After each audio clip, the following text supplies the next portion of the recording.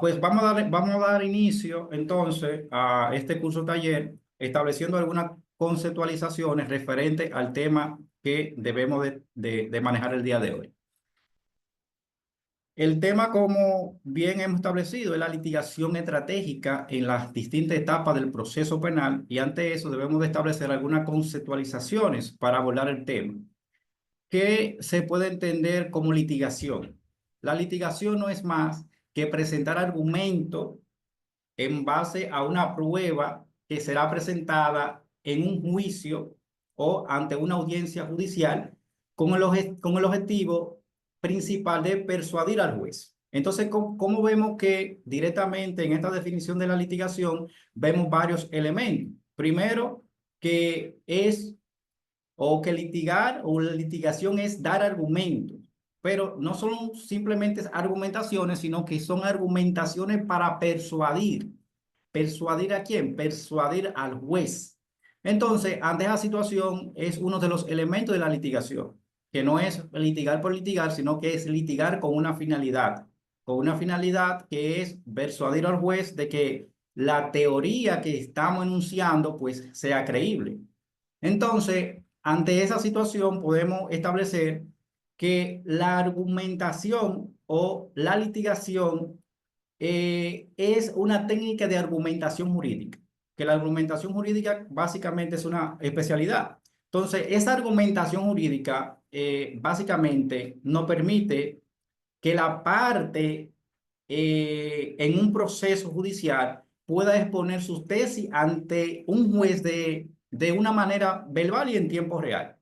Pero no solamente tiene que ser en base a una litigación, sino que esta litigación debe ser estratégica, que es en base a lo que estamos estableciendo, que el tema en el día de hoy es la litigación estratégica. Entonces, para que una litigación pueda ser estratégica, debe ser en un plan cuidadosamente elaborado para abordar un caso legal. Esto implica que se debe de seleccionar un enfoque táctico específico para presentar argumentos y pruebas de manera efectiva, donde debemos indicar o individualizar directamente los hechos, los tipos penales, pero estos hechos y esos tipos penales no solamente deben ser los hechos y la prueba en sí, sino que esos hechos, para que la litigación sea estratégica y creíble, debe de estar armonizada con ¿qué? Los hechos, la prueba y el derecho, con la Constitución, los tratados internacionales, las leyes, la jurisprudencia y la doctrina. O sea que no podemos asistir a un tribunal a establecerle las pruebas, establecerle los hechos, sin citar o sin hablar de figuras de autoridad que dominen el tema o el planteamiento que se está haciendo en ese momento. Entonces, conceptualizando en ese mismo orden, debemos de referirnos directamente a qué es el proceso penal. Y el proceso penal no es más que todas las actuaciones que se tramitan ante una autoridad judicial para determinar de manera cierta la comisión de una acción o de una omisión. Porque podemos cometer un delito mediante una acción, un hacer que realizamos, o mediante una omisión, un dejar de hacer una cosa que provocó un daño. Entonces, es básicamente eso lo que se define como el proceso penal, donde vamos a determinar a través de acciones si se cometió una acción o una omisión que provocó un delito. ¿De acuerdo? Entonces, siguiendo con las conceptualizaciones para ir entrando en el tema, asimismo también el derecho penal. El derecho penal no es más que el análisis, podríamos establecer precavido, un análisis de las leyes o de las ramas del derecho público que regulan la potestad punitiva del Estado. Y la potestad punitiva del Estado no es más que el ius puniendis, que no es más que esa capacidad sancionadora que tiene directamente el Estado, que a través del contrato social o ese poder que le da a la sociedad de perseguir aquellos delitos, obviamente aquellos delitos de acción pública, porque hay delitos de acciones privadas que persiguen directamente las partes interesadas. El ius puniendi no es más que ese acuerdo de voluntad, ese contrato social que tiene el Estado de perseguir esos delitos, sancionarlos. Entonces, el derecho penal, en definitiva, no es más entonces que una asociación realizada o un análisis de una conducta que comúnmente se llama delito.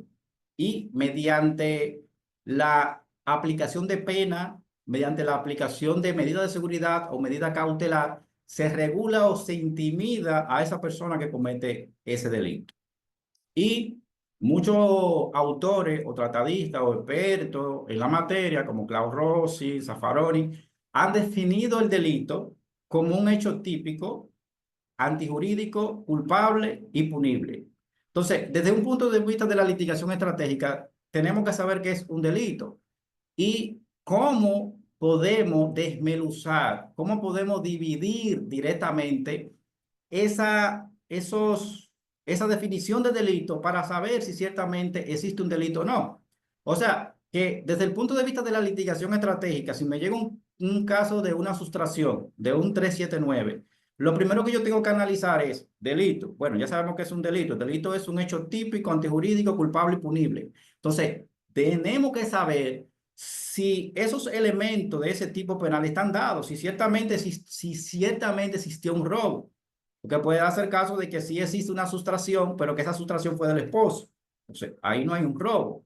Entonces, desde ese punto de vista, en ocasiones se conocen casos en los tribunales, irónicamente, aunque no lo crean, irónicamente, de que fue una sustracción a su esposo y la persona le puso una medida. ¿Por qué? Porque no hicieron una separación de los elementos de ese tipo de penal para saber que no existe la comisión de tal ilícito. Entonces, el delito se define como eso, estableciendo conceptualizaciones, como un hecho típico, antijurídico, culpable y punible. ¿Y qué es un hecho típico? Un hecho típico no es más que la descripción de ese delito en la norma. La descripción que establece el artículo 379 en el Código Penal, el que sustrae una cosa ajena que no le pertenece, se hace reo de robo. Pues automáticamente ahí está la descripción de ese tipo, ese es un tipo penal. Ahora, ¿qué es un hecho antijurídico? No es más que esa acción contraria al derecho que está definida en ese tipo penal. Y posteriormente a eso entonces se analiza un tercer elemento que es la culpabilidad. Están las pruebas, puede ser judicializado, sí, la persona puede ser culpable ante la presentación de esos elementos. Y un último elemento que es la punibilidad. Una persona puede, el hecho puede ser típico, el hecho puede ser antijurídico, la persona puede ser culpable, ahora puede ser de que no sea punible, en el sentido de que puede existir elementos directamente que esa persona no puede ser culpable. En el caso de un interdicto, una persona que tenga problemas cognitivos, enfermo mental. Entonces, desde ese punto de vista y de ese enfoque estratégico, se debe de analizar los delitos o los tipos penales, o la conducta que define el código, los delitos, o la sanción, o los delitos o las sanciones. Entonces, desde ese punto de vista y desde ese enfoque estratégico es que se deben de analizar de manera estratégica y manejar los casos. Automáticamente me llega un caso, directamente analizo el tipo penal, si ciertamente ese delito fue cometido. Obviamente, se va a profundizar ese análisis dependiendo de la etapa en que se encuentre, con mayor análisis ya directamente en la etapa de juicio. ¿De acuerdo? Vamos a pasar entonces a analizar directamente lo que es la litigación estratégica en la etapa inicial del proceso o la etapa de investigación o cuando se inicia la investigación. En ocasiones tenemos conocimiento del caso directamente, dependiendo de qué manera estemos ejerciendo, ¿verdad? O la forma de cómo nos enteramos del caso. Puede ser de que tengamos conocimiento de ese caso cuando se le está conociendo la medida. O puede ser de que sea previa porque la persona fue arrestado o fue invitado a pasar por ante el Ministerio Público o fue citado a pasar por ante el Ministerio Público y desde ya, desde una forma de manejar la litigación estratégica, desde ya nosotros tenemos que ir creando nuestra teoría. Aunque el Ministerio Público en ese momento te diga de qué se le está investigando y cuáles son las preguntas que le están haciendo a esa persona, desde ya, desde ese momento, sin la necesidad de que se le presente una medida de coerción para enfocar en una litigación estratégica, tenemos que ir ya creando nuestra teoría del caso para poder defender a esa persona. Y como es sabido y como sabemos todos, los que estamos acá, ¿verdad? Somos abogados, colegas, la investigación, en el caso de acción pública en instancia privada, motorizada por otra persona, ya no directamente la acción privada per se, sino acción pública y acción pública en instancia privada, pues entonces el Ministerio Público, que es que tiene el motor para investigar a través de los órganos de investigación o inteligencia del Estado, la Policía Nacional, el Ministerio Público, el DNI, todas esas organizaciones, el Ejército Nacional y todas esas organizaciones investigativas, es quien dirige, porque por mandato de su propia ley es el Ministerio Público encargado de la investigación a través de esos órganos de investigación o control o seguridad del Estado. Entonces, de esa manera se inicia directamente la etapa investigativa y durante esa etapa investigativa y propio de la misma ley del Ministerio Público, se deben de cumplir principios que establece la misma norma, como directamente el principio de objetividad, el principio de legalidad, el principio de unidad de toda la investigación y otros principios que establece. Y directamente todo lo que estamos acá, me gustaría escuchar la opinión de un compañero para yo no profundizar directamente sobre eso, de un colega. ¿Cuál es su opinión, o algún compañero del Ministerio Público, si están presentes, cuál es su opinión referente a este principio de objetividad del Ministerio Público? Si un compañero puede participar y su opinión referente a al cumplimiento de este principio de objetividad del Ministerio Público. ¿Me escuchan? Control Master, si una persona levantó la mano. Y que levante la mano. Su opinión referente a este principio de objetividad del Ministerio Público. ¿Alguien se anima?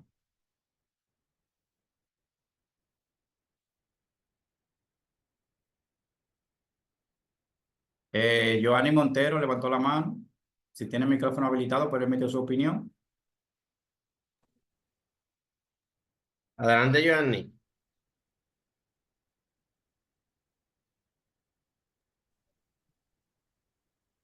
Buenas tardes, maestro. Buenas noches. Buenas noches, buenas noches, buenas noches, Bueno, compañero, colega. entendemos que el Ministerio Público, a cargo de él, que está la política pública criminal del Estado, es el encargado de establecer la política pública criminal del Estado. ¿Cumple el Ministerio Eh, Público con este principio de objetividad? ¿Perdón? ¿Cumple el Ministerio Público con este principio de objetividad? ¿Entiende usted? Sí, bueno, depende, porque usted dice que si es acción pública en instancia privada, bueno, si es acción pública en instancia privada, esto se empieza con la querella de la víctima. Bien, mire, en la práctica, y no podemos generalizar, existen ministerios públicos que son objetivos de su investigación y si no existe ningún elemento de prueba, pues no presentan, no presentan medidas, no presentan ningún acto conclusivo, depende de la etapa del proceso que está. Pero en ocasiones el Ministerio Público lo que tiene son lineamientos institucionales. A veces en algunos tipos penales específicos, como casos de violencia intrafamiliar, que puede acusar, citan un elemento de prueba directamente vinculante o no.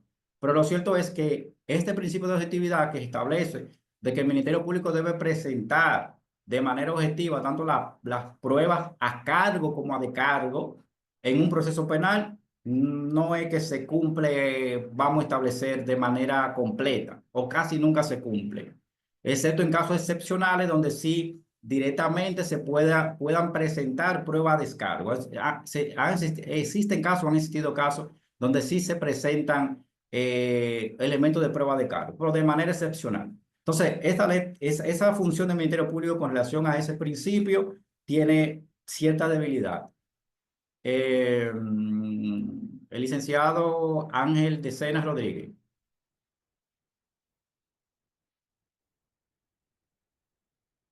Ángel de Cenas, ¿quiere emitir una opinión?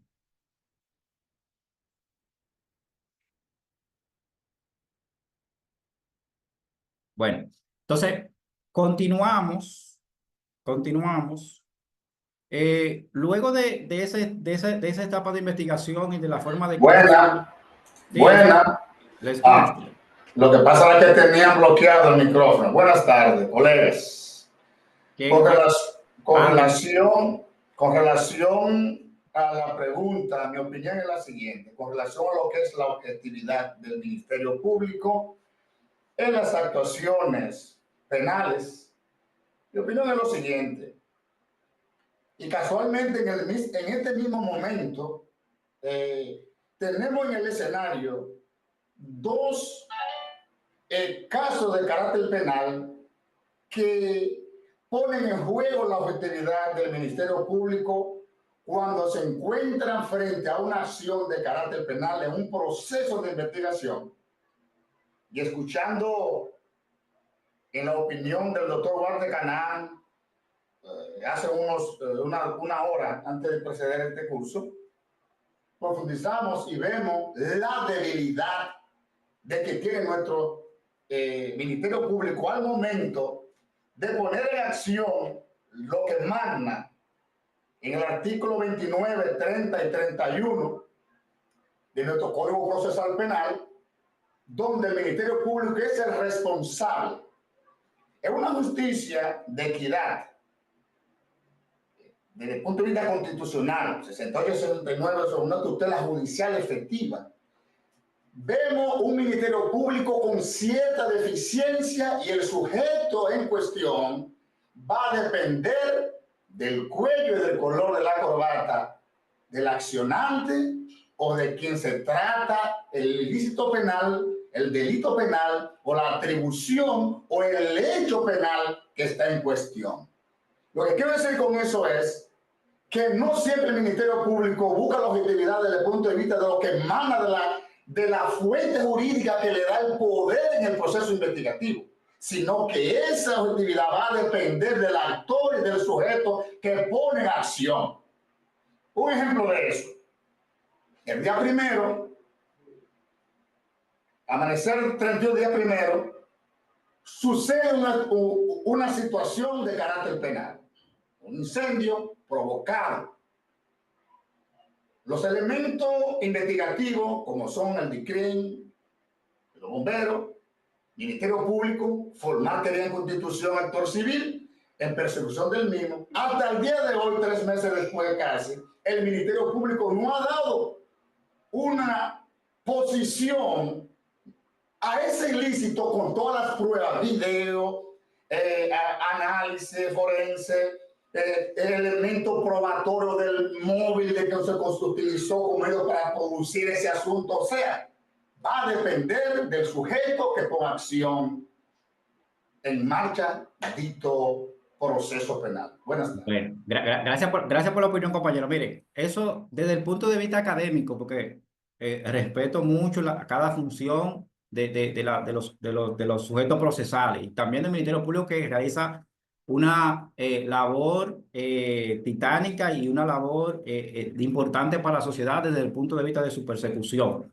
Estamos hablando desde un punto de vista académico de que ese principio de objetividad en gran medida no se cumple de manera efectiva, tomando en cuenta de que esa función de que el Ministerio Público esté investigando y encuentra pruebas que pueden ser para descargar al imputado, pues no se cumple tal cual ese principio de objetividad. Y también estableciendo la misma opinión del compañero de que son casos que se dan. Por eso hago esa transición desde la teoría o que estamos planteando a esa vivencia directamente como estableció el compañero, para que podamos visualizar directamente desde la teoría a la práctica. Bien, entonces, me confirman si se sigue viendo la presentación. Pasamos entonces a analizar directamente lo que es la litigación estratégica en una de las etapas del proceso. Ya hablamos a grosso modo de manera sintetizada, como le dije, porque tienen muchos elementos, pero tomando en cuenta un curso taller, de manera sintetizada, esa fase investigativa, pasamos directamente a lo que es la medida de coerción. La medida de coerción no es más que todas esas actuaciones que están tipificadas en el código o acciones que están tipificadas en el código que se le puede imponer al sospechoso de la comisión de un ilícito, sea ya directamente como autor, como cómplice de una infracción que se le imputa, que debe de estar, para aplicar una medida de coerción, que estar sancionada con pena privativa de libertad. Entonces, esa medida de coerción o ese concepto de medida de coerción lo vamos a observar más ampliamente según vamos desarrollando la presentación o vayamos desarrollando la presentación. Un elemento importantísimo y que desde el punto de vista de la litigación estratégica debemos de analizar los abogados cuando asistimos a una vista o una audiencia, como quieran definir, de medida de coerción es cuál es la finalidad de esa medida de coerción. Porque en base a esa finalidad podríamos establecer argumentos. En base a los elementos, las circunstancias de ese hecho, podríamos establecer directamente elementos o argumentaciones que puedan ser beneficiosas para nosotros. Entonces, el mismo código establece que la finalidad de la medida de coerción, así la doctrina en la misma jurisprudencia que vamos a observar más adelante, han establecido que la finalidad de la medida de coerción, mire que estamos analizando ya la etapa de investigación y la etapa inicial del proceso y de la medida de coerción, estamos entrando en materia, ¿verdad? Entonces, la finalidad de la medida de coerción es asegurar la presencia del imputado durante el proceso, pero todos los procesos necesitan asegurar al imputado. Obviamente que no. Entonces, tres finalidades básicamente podríamos extraer de nuestra normativa por la cual se puede aplicar una medida de coerción o la finalidad de la medida de coerción. Asegurar al imputado en el proceso cuando existan esa peligrosidad o ese peligro de fuga o que se pueda sustraer del proceso, que son elementos que vamos a analizar más adelante. Entonces, asegurar al imputado en el proceso la protección de la víctima cuando éste represente un peligro para la víctima y la protección de las pruebas para que éstas no sean distraídas, para que éstas no sean destruidas. Entonces, desde ese punto de vista, cuando asistimos a una audiencia, desde el punto de vista de la litigación estratégica, debemos de observar de que estos elementos estén dados para aplicar una medida de coerción. El imputado representa un riesgo, se puede sustraer del proceso. La víctima representaría un riesgo para la víctima está en peligro. Las pruebas que han sido presentadas y que a veces están resguardadas en el mismo estado, en el mismo Ministerio Público, están amenazadas de ser destruidas por el imputado. ¿Tiene el imputado la capacidad de destruir esos elementos de prueba? Entonces, desde el punto de vista de la litigación estratégica, debemos de analizar todos estos elementos para ponderar si ciertamente procede o no la aplicación de una medida de coerción, desde el punto de vista de un enfoque estratégico de la litigación. ¿Están dados todos estos elementos con relación a la finalidad de la medida de coerción? Aspecto también de que no solamente puede ser tocado en una audiencia, sino que son elementos, tres elementos, que pueden ser tocados también de manera armónica en la fundamentación de algún recurso. Entonces, la misma Suprema ha establecido el criterio jurisprudencial directamente la sentencia de la Segunda Cámara Penal de la Suprema Corte de Justicia de fecha 21 de diciembre de 2004. Ha establecido que la medida de coerción está instituida como un mecanismo idóneo o moderno, un mecanismo idóneo para para garantizar lo que es la permanencia del imputado en el proceso. Básicamente es una jurisprudencia que desde el punto de vista de la defensa ni siquiera de cierto modo es beneficiosa porque de cierto modo justifica la imposición de una medida de coerción. Ahora, hay un elemento positivo en esa jurisprudencia citada y es que la misma establece que es de carácter provisional, que en ocasiones entendemos que la prisión preventiva es hasta que se termine el proceso, ¿no? Es una medida que se aplica de carácter provisional según el criterio jurisprudencial citado. Entonces, otro elemento desde el punto de vista de la litigación estratégica y que debemos de observar en esta fase del proceso, que en ocasiones queremos establecer importancia a cierta parte o a cierta etapa del proceso. Para mí, todas las etapas del proceso son importantes. Máxima la etapa inicial, que es donde se va a definir si tu representado pueda quedar atado o no a una medida de coerción. Y básicamente, yo soy de criterio de que existe el principio de presunción de inocencia, pero en la práctica, tal principio de presunción de inocencia no existe. Porque desde que se te impone una medida, se establece que tú puedes ser autor o cómplice de un hecho para que te puedan aplicar una medida de coerción. Entonces, básicamente lo que existe es un principio de culpabilidad que desde que se inicia un proceso, te hablan de posibilidad de la comisión de un ilícito, no de imposibilidad de la comisión de un ilícito. Ahora hablamos ya de la finalidad de la medida de coerción. Esa medida de coerción tiene principios y son importantísimos desde el punto de vista de la litigación conocer cuáles son esos principios que rigen la medida de coerción. ¿Por qué es importante saber y conocer cuáles son esos principios? Porque todas las leyes modernas, excepto los códigos anticuados que tenemos de la Revolución Francesa, todas las leyes modernas, como usted puede observar, lo primero que tiene, incluso nuestra ley suprema, que es la Constitución, lo primero que tiene son los principios. Y son estos principios que nos van a permitir a nosotros tener un análisis profundo de la norma, y cuando hay una laguna, una oscuridad, una interpretación o una ausencia de argumentación para convencer, o magistrado, esta norma, el 227 se debe de interpretar de acuerdo a los principios rectores de la aplicación de la medida de coerción. ¿Y cuáles son esos principios rectores de la medida de coerción? Que no solamente están acá en la presentación que estoy haciendo en el artículo 122 del CPP, sino también que están en la Constitución Dominicana, en su artículo 40.9, que es que habla como principio, el principio de excepcionalidad. La prisión preventiva se aplica de manera excepcional. Cuando no existe otro, de toda la medida que existe, pareciera de que solamente existe la prisión preventiva, que es una crítica también. Entonces, la prisión preventiva se debe de aplicar de manera excepcional en aquellos casos que ciertamente la lesividad para la protección del Estado se le pueda aplicar. No que por todos los tipos penales, que eso varía dependiendo de la jurisdicción, que por todos los tipos penales tenemos que pedir, vuelvo y digo, principio de objetividad de la misma ley del Ministerio Público. No por todos los tipos penales debemos de pedir directamente prisión preventiva. Entonces, debemos de observar esos principios. Principio de excepcionalidad, principio de proporcionalidad, principio de provisionalidad de la prisión preventiva, que básicamente son elementos que cuando nos toca a establecer argumentaciones, pues le establecemos a los jueces de que debe de observar esos principios con relación a la aplicación de la prisión preventiva. Y el mismo artículo 222 establece que la finalidad es asegurar al imputado en el proceso, pero que esta medida debe ser impuesta por un tiempo absolutamente indispensable para el conocimiento del proceso.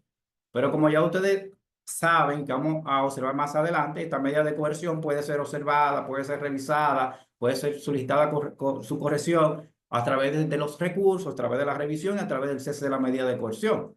La importancia de estos principios es que el mismo Robert Alexis, una figura de autoridad en la materia y la teoría del delito y los derechos procesales, Robert Alexis establece que los principios son mandatos de optimización, que ante una falencia interpretativa, pues entonces uno se suple de esos principios que son de carácter constitucional y de carácter procesal para uno solicitar la no aplicación de una de las medidas más gravosas, la improcedencia de una de esas medidas gravosas o grave que están establecidas en nuestra norma procesal penal.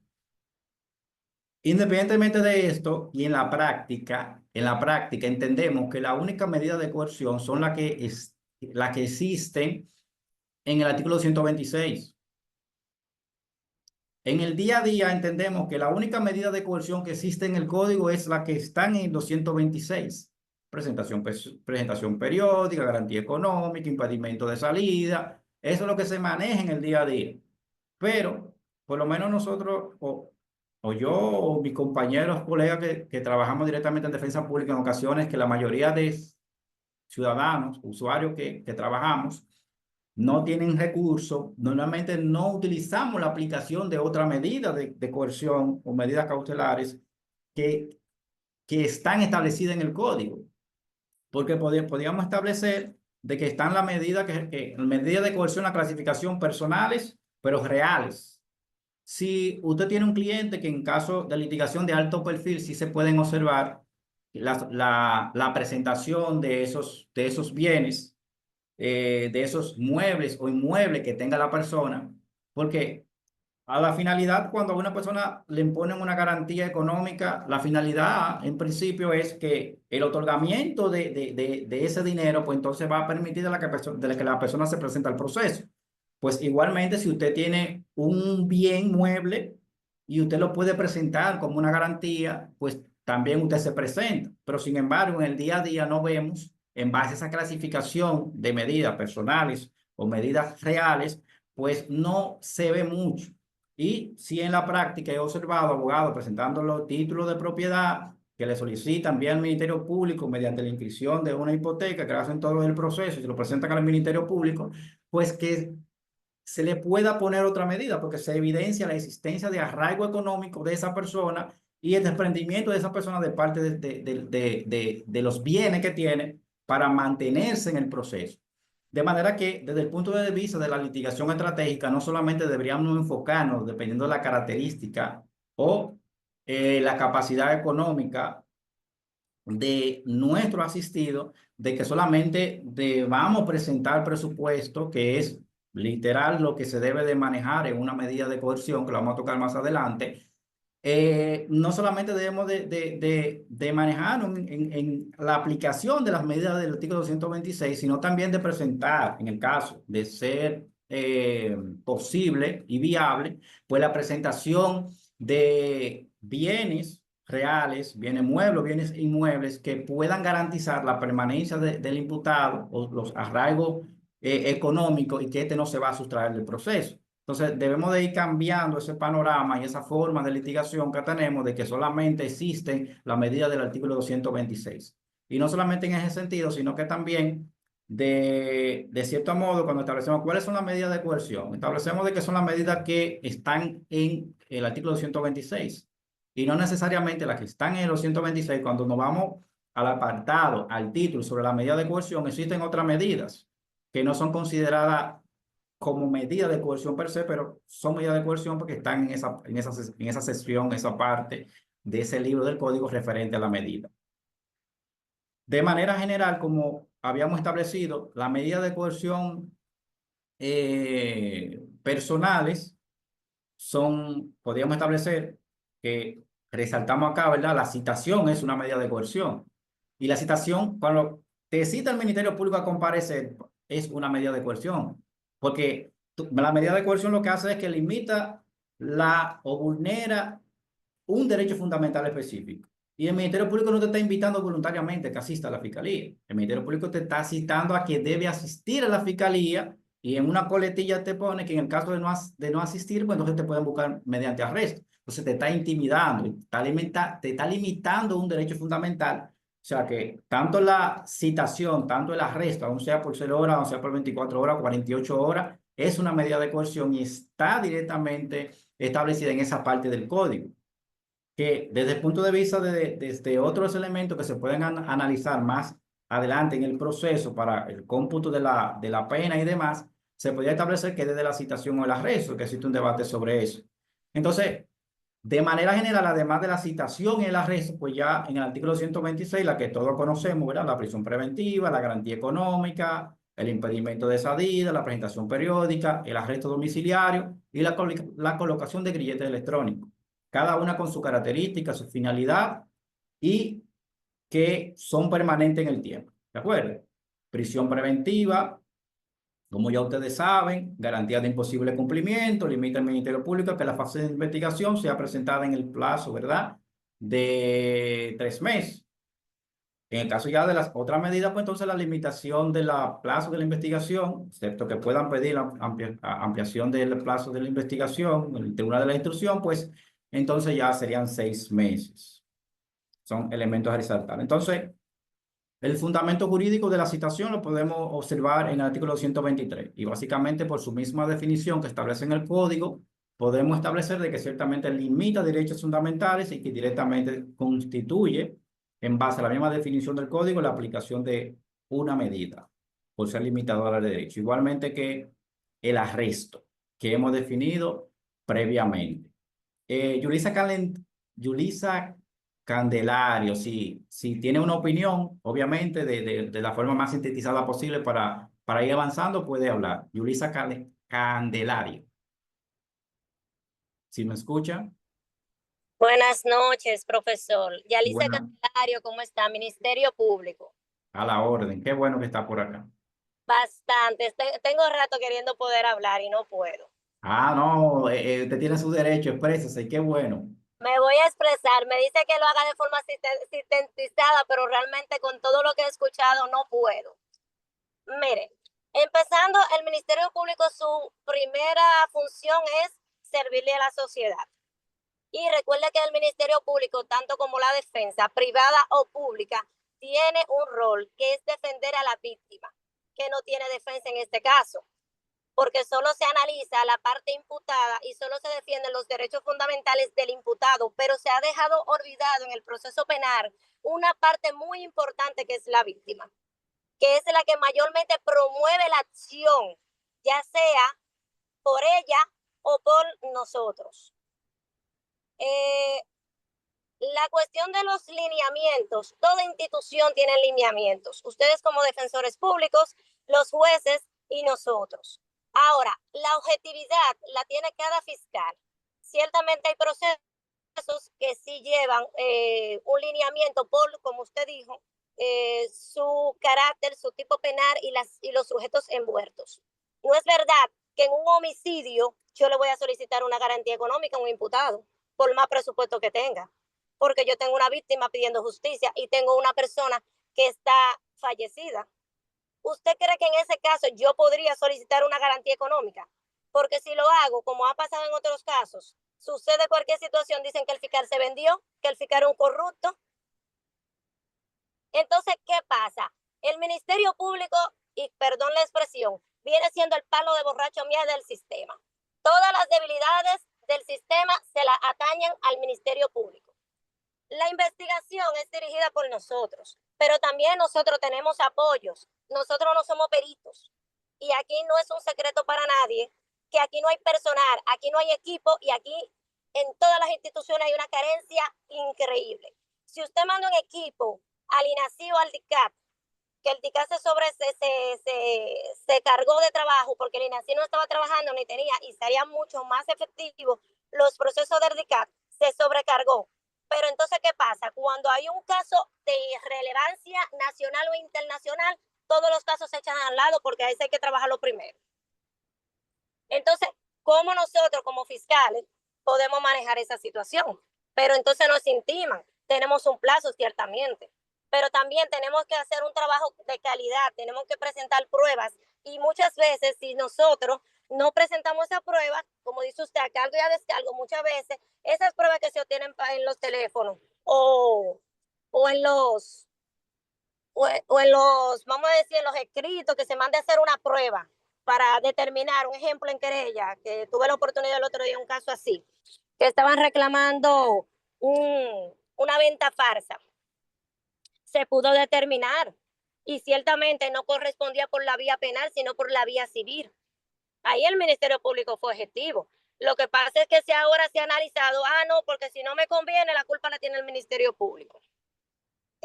Los lineamientos, muchas veces los jueces tienen lineamientos de casos que son importantes y por más presupuesto que se le presenten, ustedes saben que no lo suelta y usted es defensor público. Entonces no solo se puede atacar al Ministerio Público, ni siquiera en una clase, ni siquiera en un tribunal, porque somos abogados todos y todos hay que practicar lo que el código establece y eso es lo que muchas veces nosotros hacemos y con carencia de leyes que están obsoletas totalmente, porque nosotros trabajamos con un código donde está totalmente obsoleto. Hay muchas cosas importantes aquí que hacer, pero nadie habla sobre la de ley de droga está obsoleta del 88.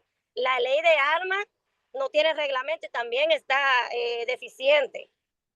Y así sucesivamente. Entonces, profesor, ¿cómo hacemos nosotros un trabajo donde todos en el sistema de investigación pasa por un filtro para yo poderle presentar a usted una prueba? ¿Cómo puedo yo ser objetivo si yo no hago el procedimiento? Bien, mire, por eso establecí de que existen circunstancias, que existen lineamientos y también establecí el tipo penal y la situación que se maneja. Que el Ministerio Público, en un caso de secuestro, un caso de incendio, bueno, sabemos, y usted como Ministerio Público, y no queremos hacer un debate de esto, de que la regla es solicitar prisión preventiva y por eso es tan alto el nivel de hacinamiento en los centros carcelarios. La crítica académica que se establece es el principio de objetividad y que básicamente es en esa, porque no es que digo yo que el Ministerio Público tenga que hacer, que la ley lo establece, presentar pruebas a cargo como a de cargo. Ahora, en el día a día en el tribunal, ¿cuándo te viste un Ministerio Público presentando pruebas de cargo? Y es que una quimera en el sentido de que si su trabajo es litigar y ganar caso, ¿cómo usted va a presentar pruebas a descargo desde el punto de vista de su función? Ahora, yo lo que estoy estableciendo es el cumplimiento de esa norma. Todos sabemos que en ocasiones yo te pido acceso a la carpeta fiscal porque el Ministerio Público me notificó una prueba y cuando pido acceso, que en ocasiones tengo que solicitar a través de una resolución de peticiones que me permite el juez acceder a ese expediente, cuando tengo esos expedientes, observo varios elementos que son beneficiosos para mí y que son elementos de cargo y que fue porque el tribunal obligó a que me entreguen ese expediente. Entonces, desde el punto de vista de eso, la crítica, mire que establecí el respeto a la función y una labor extraordinaria que hace el Ministerio Público, pero que desde el punto de vista del análisis directamente a ese principio de objetividad no se cumple. Y resalté que en algunas ocasiones muchos ministerios públicos cumplen con ese principio. Pero Pero no queremos hacer un debate de esto, porque hay muchísimos abogados por ahí también que quieren opinar lo mismo. exacto, No queremos, sí, si me permite, por favor. No ok. queremos hacer un debate directamente de esto porque no vamos a concluir. Tenemos que hacer básicamente una maestría sobre ese principio y todos los temas. Lo que sí queremos significar es que el cumplimiento de ese principio no se cumple a totalidad. Y como usted dice, no de que el Ministerio Público es el palo de que donde todo, ¿verdad? Porque todos tienen crítica. Nosotros somos los más criticados. Critican a los jueces, critican a los abogados privados. Tenemos que vivir con esa crítica, pero la opinión fue académica sobre el cumplimiento de ese principio, respetando la función de cada quien. ¿De acuerdo? Porque si nos ponemos a opinar y todos sabemos la falencia, la falta de presupuesto y muchísimas situaciones que le así, pero todo eso lo va a cambiar la nueva... La nueva procuradora. Está en eso, inició con eso, así que va a dignificar la carrera del Ministerio Público y vienen muchas cosas buenas para el Ministerio Público. Vamos a continuar, mi gente, porque son las 7. Muchísimas gracias, Luisa Candelario, por su opinión, tiene razón y eso es importantísimo, fomentar el debate. Por eso establecí si había Ministerio Público que se pudieran expresar. Válida su defensa, así es que se hace. Miren, Gracias. vamos a continuar, por favor, vamos a continuar. Son las 7, ¿verdad? Vamos a continuar. Yo sé que hay muchísimos abogados también que ya querían establecer su opinión referente al tema. Un segundito, por favor, para visualizar.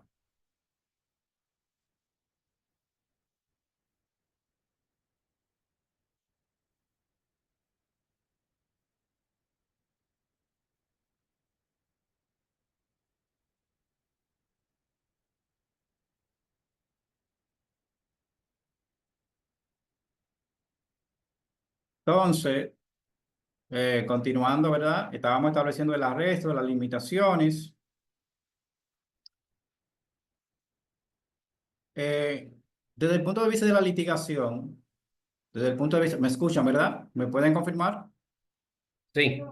Bien, desde el punto de vista de la litigación, con relación a la aplicación de la medida de coerción, desde un punto de vista estratégico, cuando asistimos a una medida de coerción, primero que el abogado tiene que ser técnico y no asistir a un tribunal a establecer argumentaciones directamente solamente sobre los hechos.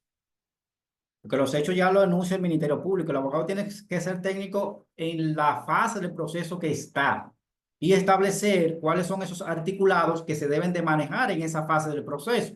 Obviamente en combinación con las resoluciones, con la ley, con la constitución, con la jurisprudencia y lo que quiera citar en el momento. Entonces, cuando vamos a una medida de coerción, los tipos penales que de manera se deben de manejar, además de los elementos que hemos resaltado en el día de hoy, los tipos penales que se deben de manejar directamente, o no, los tipos penales, perdón, las tipificaciones procesales que están en el Código Procesal Penal, básicamente es el artículo 227, que es quien nos dice cuándo procede la aplicación de una medida de coerción, el 229, que establece cuándo existe el peligro de fuga o cuáles son los elementos constitutivos para que se acredite ese peligro de fuga, y los principios de 222 y el 4.9 de la Constitución sobre la excepcionalidad de la prisión preventiva, y alguna otra resolución 3869 sobre el manejo de la prueba que pueda aplicar y que usted quiera citar, o referente 1835, que es la resolución sobre el manejo de la Oficina de Atención Permanente, que establece varios elementos que se pueden presentar en la medida de coerción. Entonces, bajo esos supuestos y bajo esos argumentos es que usted debe de enfocarse y hablar de los articulados y las normas citadas en esa fase del proceso. Porque no es lo mismo usted ir al tribunal a establecer hechos, que cuando usted le establece directamente al tribunal que los principios referentes a las medidas, que la Constitución, que 227, que 229 y que 222. Ya usted se enfoca en una litigación estratégica en base a los lineamientos procesales constitucionales de esa fase de la medida. Entonces, el 227 nos dice, para que proceda la medida de coerción deben darse los siguientes elementos. Primer elemento, la existencia de elementos de prueba que de manera doctrinal, y que a veces lo citamos hasta nosotros, pero no nos conviene a nosotros desde el punto de vista de la defensa, desde el punto de vista del Ministerio Público, sí, establecen que debe ser una cintila, que son elementos extremadamente mínimos, pero el 227 te dice que son elementos suficientes. O sea, elementos de prueba suficiente para establecer directamente tu participación en un delito como autor o como cómplice. O sea, elementos de prueba suficiente que en base a una razonabilidad el juez pueda ponderar que tú eres autor o cómplice de un delito que esté reprimido, obviamente con pena privativa de libertad.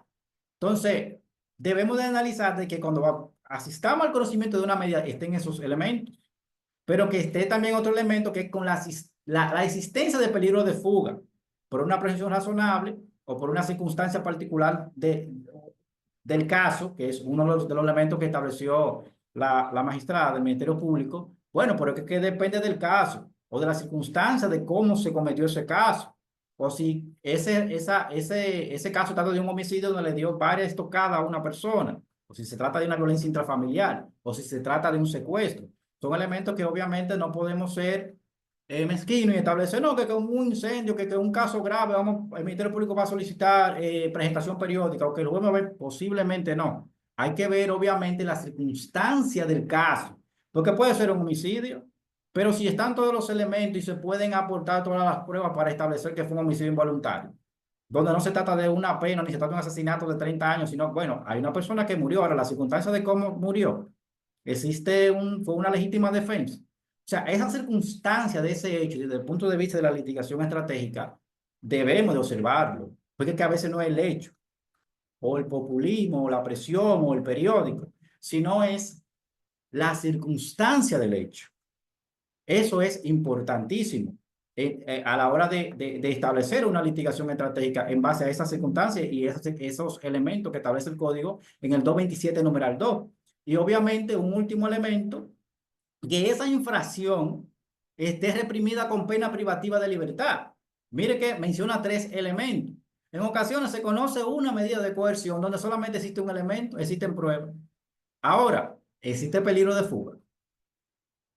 O ese delito, esa conducta está sancionada con pena privativa de libertad o no, o es una multa o es una infracción que conlleva. En ocasiones no analizamos que estén dados esos elementos y imponen medidas sin proceder.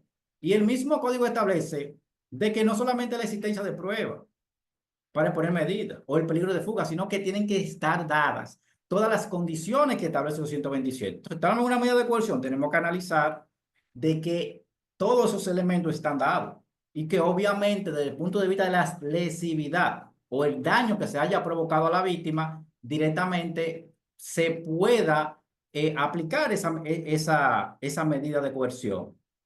Entonces, para la imposición de una medida de coerción en base al 228, que establece también una regla, establece que, o un elemento que se puede ponderar es que es un elemento también que es propio para el Ministerio Público, que La solicitud de medida de coerción procede a solicitud del Ministerio Público o del querellante directamente y establecía una limitación, qué bueno que subrayemos eso. Existía una limitación, aun sea los casos de acción pública, de que solo el Ministerio Público tenía el monopolio de solicitar la imposición de medida de coerción en aquellos casos donde la acción sea pública, pero eso varió en una decisión del Tribunal Constitucional, que a veces tenemos nuestro código, lo tenemos subrayado, lo tenemos anotado, pero no lo tenemos directamente, podríamos establecer actualizado en consonancia con uno de esos elementos importantes de la argumentación, que es la jurisprudencia.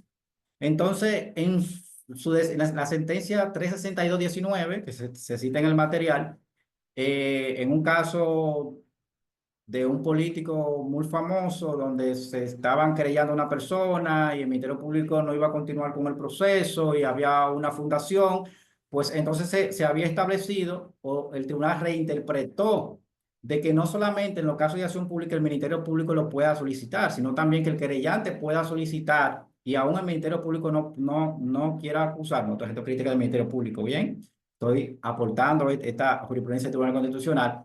Aún el Ministerio Público no pretende acusar, pues automáticamente entonces el querellante sí puede solicitar la imposición de una medida de coerción, que se plantea las situaciones de que en el caso de que solamente el querellante o pueda invitar al Ministerio Público o pueda participar solo, pues participaría igual entonces que en las acciones privadas, donde se puede solicitar el apoyo y el auxilio del Ministerio Público si el Ministerio Público, que está en su derecho, no quiere presentar o dar continuidad a ese proceso, pues entonces que sí lo apoye en los actos investigativos del proceso y la recolección de pruebas para esa persona hacer la solicitud que entienda o hacer pedimento a través del juez.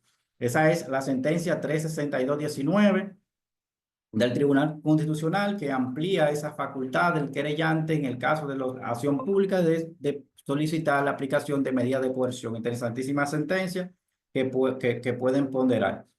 El 229, ya analizamos directamente esos tres elementos que deben de darse, no porque lo dice Juan Moreno, sino porque lo establece el Código Procesal Penal, ¿verdad? Tienen que darse esas tres condiciones. Ahora, en esas tres condiciones, la número 2 habla del peligro de fuga. Entonces tenemos que conceptualizar y definir qué es el peligro de fuga. Y el peligro de fuga no es más que la ausencia de arraigos familiares, arraigos económicos, arraigos sociales de una persona. En una medida de coerción ya establecimos la base normativa 222, 226, 227, 229, su principio y todo lo demás. Obviamente que en una litigación ustedes van a ponderar, ¿verdad? De manera a primera fase que el plazo constitucional esté dado y que la tutela judicial efectiva, la violación de derechos fundamentales esté nítida, que está todo bien. Entonces, luego de eso se puede analizar la procedencia o no y también la existencia de peligro de fuga, que es lo que el juez va a tomar en cuenta para ver qué medida de coerción va a aplicar. El 227 te dice si procede o no. Ahora, el 229, referente al peligro de fuga, te dice si se puede aplicar una medida menos lesiva que la prisión preventiva. Entonces, ¿cómo se elimina el peligro de fuga? ¿Cómo se define el peligro de fuga? Ya lo definimos. Ausencia de arraigos sociales, económicos, familiares, socioeconómicos de un ciudadano. Entonces, ¿cómo se acreditan, se elimina ese peligro de fuga? Con los arraigos en el país de ese ciudadano, los bienes materiales, la imposibilidad de su identificación, la gravedad del hecho, como estableció el Ministerio Público, un elemento a resaltar que en caso de incendio, en caso de asesinato, existe un peligro de fuga tomando en cuenta la gravedad del hecho, pero la gravedad del hecho desde el punto el punto de vista de la posible pena que se va a imponer. Si usted sabe que le van a poner 40 años, le van a dar libertad, existe altísima posibilidad de que usted se sustraiga del proceso. Por eso un elemento que define el peligro de fuga directamente es la gravedad de ese hecho, como había establecido la magistrada. Entonces, ante ese hecho son elementos que nosotros debemos de ir eliminando. Son elementos que nosotros debemos de...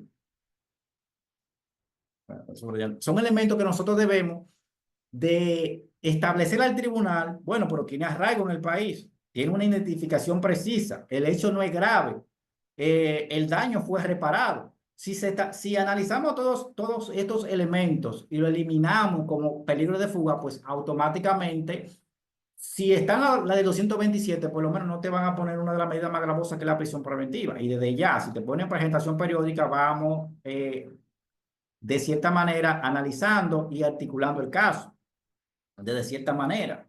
Entonces, el comportamiento del imputado durante el proceso, hay imputados que son agresivos en un caso de violencia de género, o que quiere estar amenazando a la víctima, o que dice que no se va a presentar al proceso. Entonces, esa opinión del imputado durante el proceso, esa intención de él presentarse al proceso, esa intención de resarcir el daño, esa intención de tener un comportamiento ante la víctima, depende obviamente del tipo penal, porque no se puede autoinculpar. Entonces, la existencia de proceso pendiente, la no residencia en el país, de tratarse de un extranjero o de haberse pronunciado una pena o la existencia de otra condena, todos son elementos que acreditan peligro de fuga. Entonces, en base a esos elementos, cuando conocemos una medida de coerción, tenemos que denaturalizar o eliminar esos tipos de medidas de coerción. En caso del Ministerio Público, pues entonces demostrar la existencia de todos esos elementos para que el juez entonces sí aplique medidas de coerción. Porque esto no es litigación solamente desde el punto de vista de la defensa, sino también del ejercicio que ustedes vayan a tener en algún momento al Ministerio Público como querellante. Las aplicaciones de esto se contraponen entonces desde el punto de vista de la teoría que usted maneje o de la teoría que usted vaya a aplicar. Bien. Igual la prueba en esta fase del proceso, 230, ¿verdad? Se pueden presentar pruebas, en este caso le llamamos arraigo, para demostrar lo que son, en base a 229, arraigo familiar, arraigo económico, arraigo social, y por lo tanto es una persona que uno sabe quién es, sabe dónde vive, el hecho no es grave. Todos esos elementos de 229, usted los desacredita, usted demuestra que no existen, se elimina el peligro de fuga. El Ministerio Público demuestra que existe, pues entonces existe altísima posibilidad de que se le imponga prisión preventiva, porque no garantiza de que el mismo se va a presentar, de que el mismo se va a presentar al proceso. Y se pueden presentar más adelante, en otra etapa del proceso, presupuestos también para solicitar la revisión o el cese de la medida de coerción. Que el cese de la medida de coerción en ocasiones, o debería ser en buen derecho, aplicarse solamente por el cumplimiento de la norma.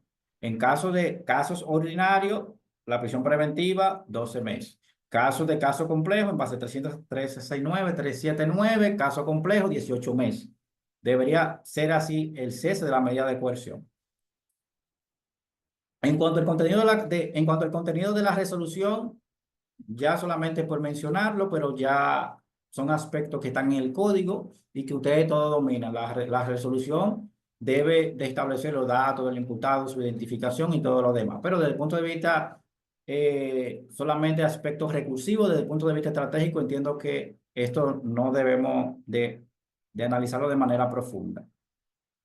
Lo que sí existe un elemento desde el punto de vista de la litigación estratégica es que, como mismo establecimos, no solamente están las medidas de coerción que establece los 127, sino también que se dividen, ¿verdad?, en personales y reales, pero también existen personas que no se le puede poner una medida de coerción. Entonces, se crea el concepto en base a 233 de medida de seguridad. Señores, existen procesos a diario en muchísimas jurisdicciones donde es evidente el estado psíquico de la persona, donde es evidente que la persona es vulnerable, donde es evidente que la persona es un enajenado, cometió un delito, pero no tiene capacidad. Entonces, lo correcto es que se aplique ante esa situación una medida de seguridad, que es que tenemos esa falencia en el Estado, el cuidado de esa persona ante un centro psiquiátrico, ante un centro que pueda tener a esa persona y no enviar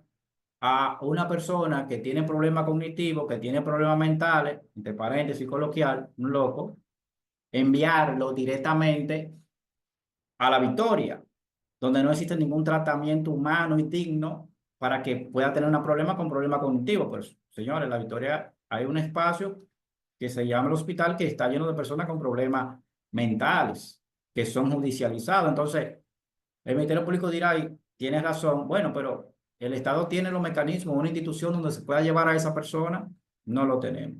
Existe uno, pero son demasiadas reglas que se puedan llevar. Pero entiendo que nosotros los que somos abogados podemos crear, hacer pedimento, que es la idea de estos tipos de debate y la gran creatividad del Estado para ir solucionando esta falencia del Estado o esta falencia del sistema penal, de que en ocasiones lo que se hace es que los mismos familiares son que se hacen cargo de esa persona y se pone esa medida de seguridad al cuidado de ese familiar, porque el Estado no tiene un centro digno de cuando una persona enajenada o una persona con problemas cognitivos comete un delito, no tenemos un centro para tales fines. O sea, los familiares se quedan con o en el caso, en ocasiones casos tan graves de que ni los familiares desean quedarse con él, envían a un centro penitenciario. Es una falencia del sistema, pero desde el punto de vista o de la litigación estratégica, cuando usted ve que su cliente tiene ese tipo de problemas cognitivos o problemas mentales, pues entonces lo que procede es la aplicación no de esas medidas que hemos establecido, sino de una medida de seguridad en el caso. Entonces, situaciones que se dan también desde el punto de vista de la litigación y el enfoque desde el punto de vista de la litigación estratégica. En ocasiones, conocemos medidas de coerción inobservando la aplicación del artículo 234.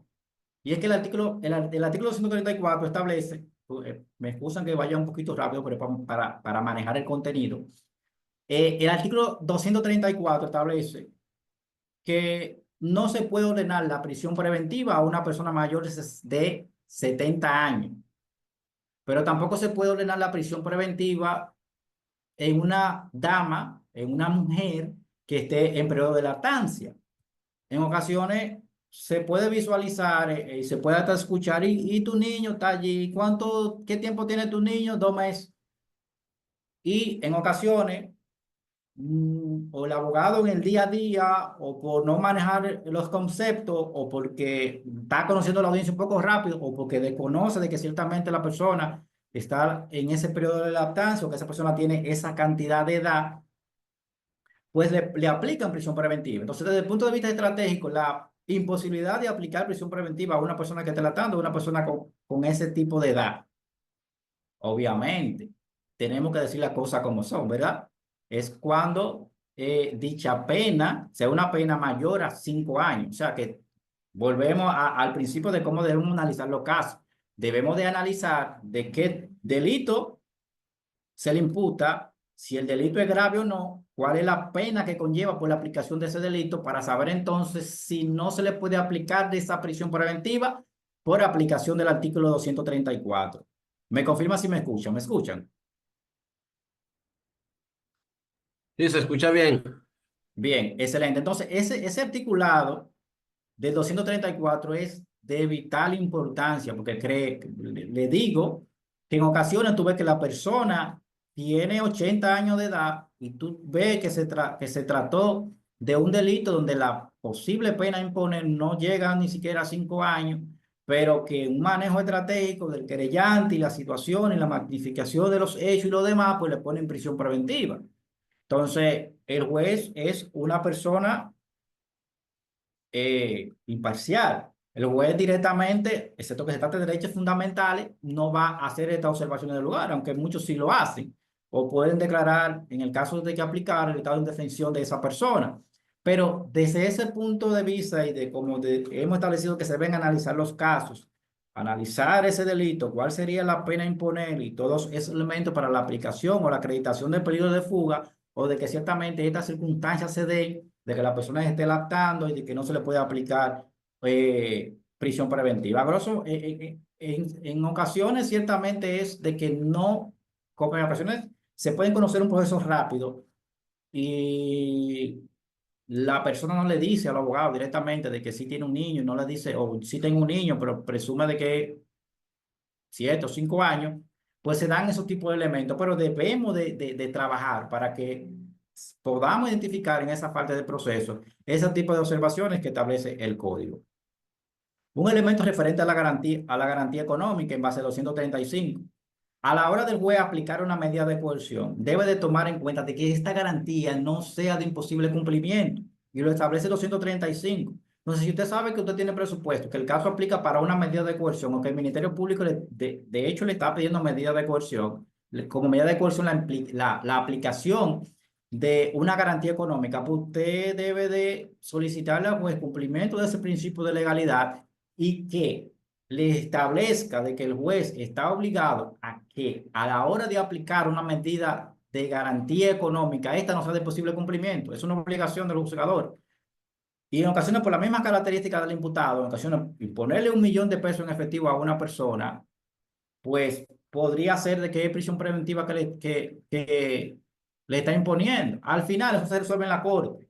Pero cuando usted vaya a apelar a la corte directamente, se va a observar de que ciertamente es de imposible cumplimiento porque no la ha pagado. Pero son cosas que usted puede evitar de esta fase del proceso, estableciéndole lo que establece dicho articulado, haciéndole la observación magistrada. Si usted va a poner una garantía, mientras usted está dando 1.000.000 de pesos, si usted va a poner una garantía que esta sea de posible cumplimiento, pues como usted puede observar, mi cliente no tiene los medios para pagar 1.000.000 de pesos en efectivo.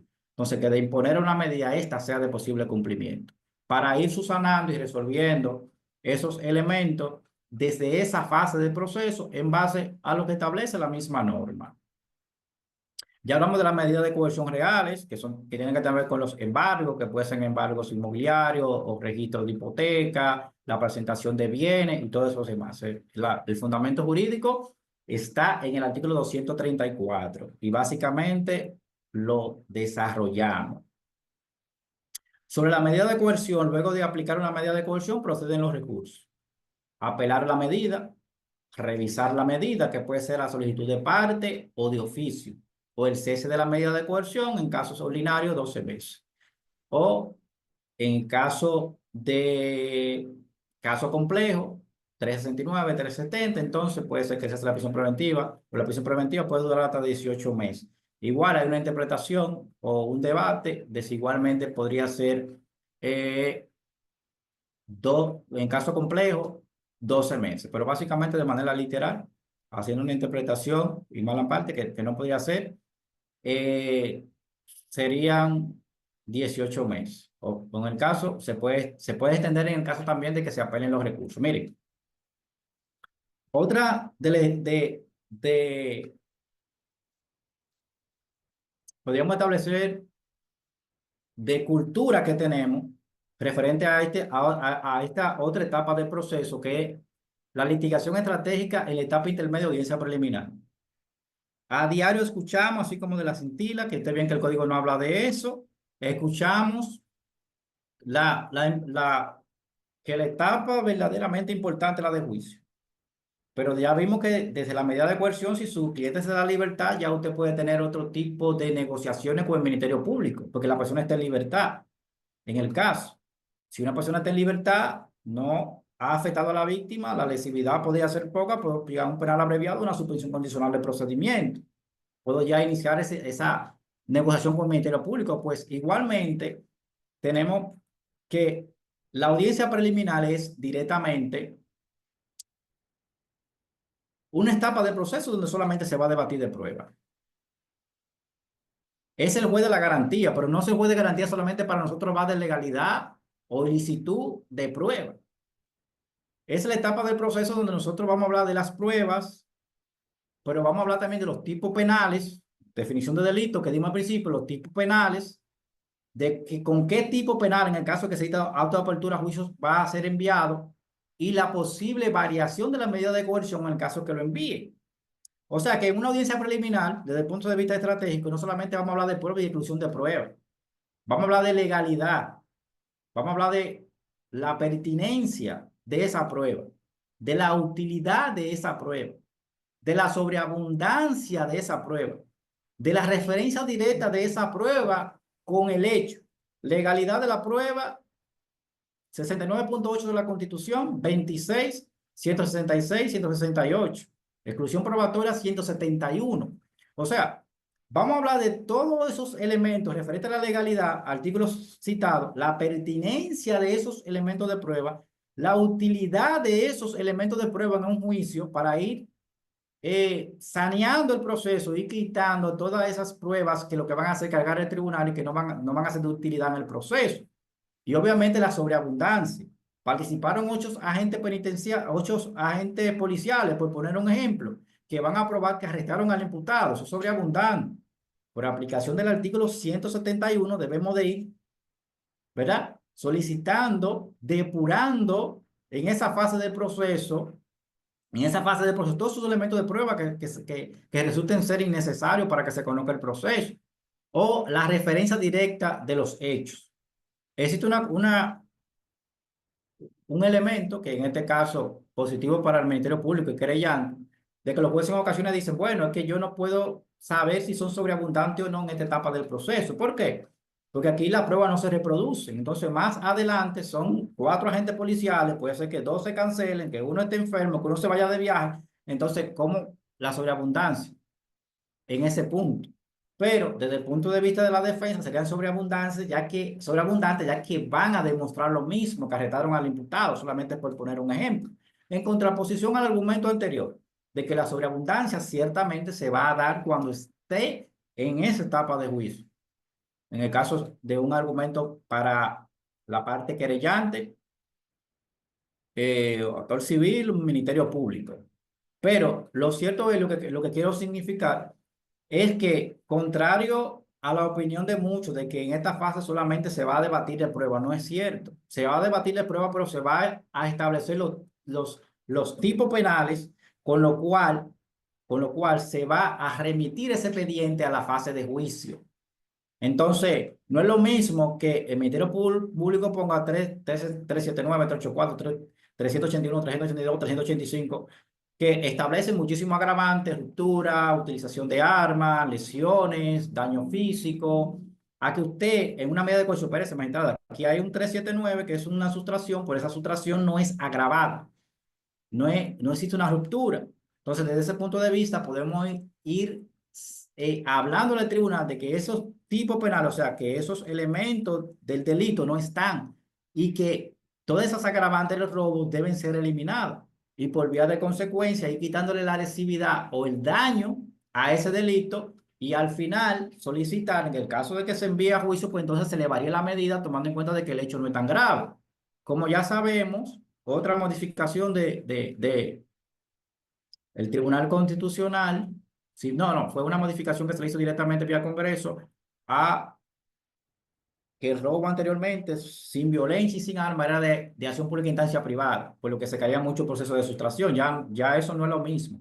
Entonces, no estoy hablando de que el Ministerio Público no va a continuar en los casos de robo, sí va a continuar porque es acción pública, pero se le va a quitar esa gravedad y desde cierto punto de vista, eliminada la gravedad del delito, la posible variación de la medida en base al presupuesto que usted va a aportar en la audiencia preliminar.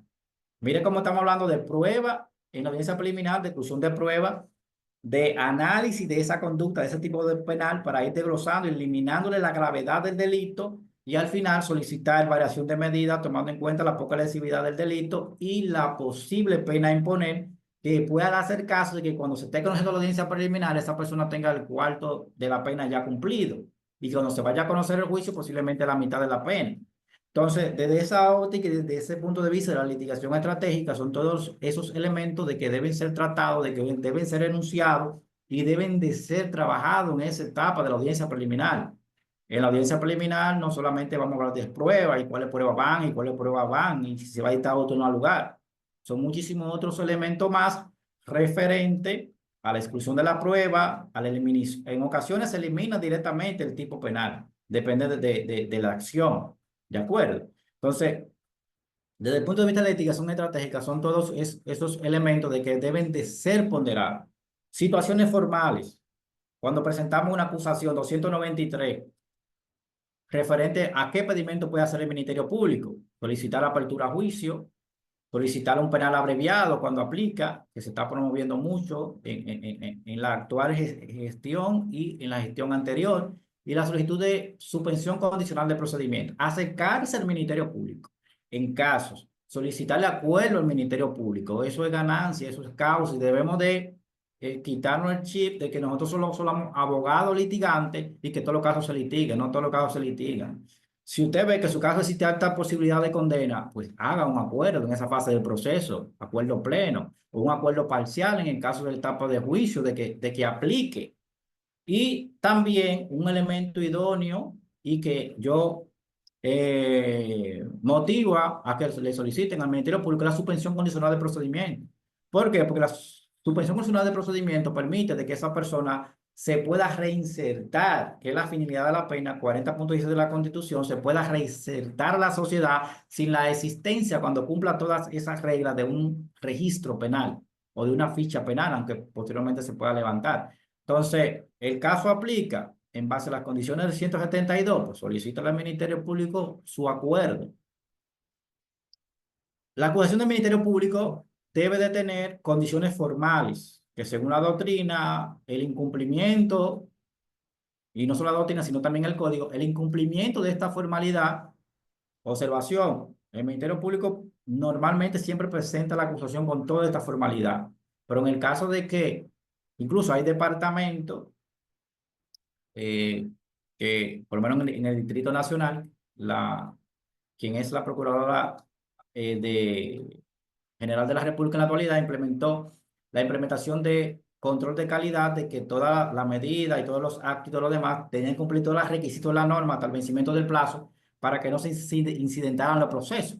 El Ministerio Público normalmente todas esas condiciones, que tal vez el 294 se cumplen. Pero usted debe de observar de que esas condiciones 294, la identificación del imputado, los hechos, los elementos de prueba, el tipo penal, la enunciación, pena de inadmisibilidad, de la identificación de las partes, qué pretende probar con cada uno de esos elementos, son elementos de que el Ministerio Público debe observar para que no le afecte la acusación, y que desde el punto de vista el abogado defensor debe de observar de que todas esas condiciones estén dadas, con la finalidad de que si no está, pues entonces en esa fase del proceso, hacer el pedimento del lugar. Hay una situación que no se ha atacado directamente en el Tribunal Constitucional, pero que desde el punto de vista de la razonabilidad, de la igualdad, el Ministerio Público, y aquí el Ministerio Público dice, wow, pero ¿qué es lo que pasa? Pero el Ministerio Público tiene el Estado a su disposición para hacer la investigación, independientemente de los elementos que resaltó la magistrada, de vulneraciones y situaciones que tiene, pero tiene todo un engranaje, un poder punitivo para investigar. Primero pone una denuncia que sabe de qué se trata. Luego de la denuncia pasa 48 horas para solicitar la medida a la persona. Investiga. 3 meses o 6 meses para presentar la acusación. Pero cuando presentan acusación, la defensa tiene 5 días para aportar pruebas. Entonces, en esos 5 días que tiene la defensa para presentar prueba o establecer directamente incidente directamente, entiendo que sería de proporcional ese tiempo que tiene la defensa. Solución, desde el punto de vista de la litigación estratégica. Creo que el compañero ahí que está subrayando la diapositiva.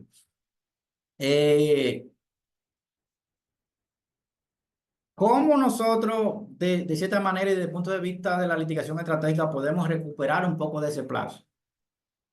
Si se dan las condiciones, evidentemente.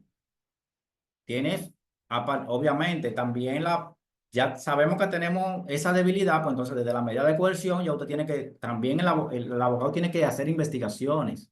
Mire que le dije que de la fase de la etapa preparatoria investigativa ya usted tiene que ir creando su teoría. Entonces, desde ese punto de vista de la litigación estratégica, usted tiene 5 días, usted quiere recuperar un poco, pues el artículo 147 del CPP le habilita en base a ciertos elementos que usted pueda recuperar a través de la reposición de plazo cuando usted se asiste a esa audiencia preliminar y le quedan no se han cumplido los 5 días o hubo un cambio de defensa, usted es un nuevo abogado o establece las circunstancias del 147, defecto de notificación, caso fortuito, fuerza mayor y todos esos elementos, usted puede solicitar la reposición de plazo Y eso, en el caso de aportar alguna prueba, usted la podría aportar.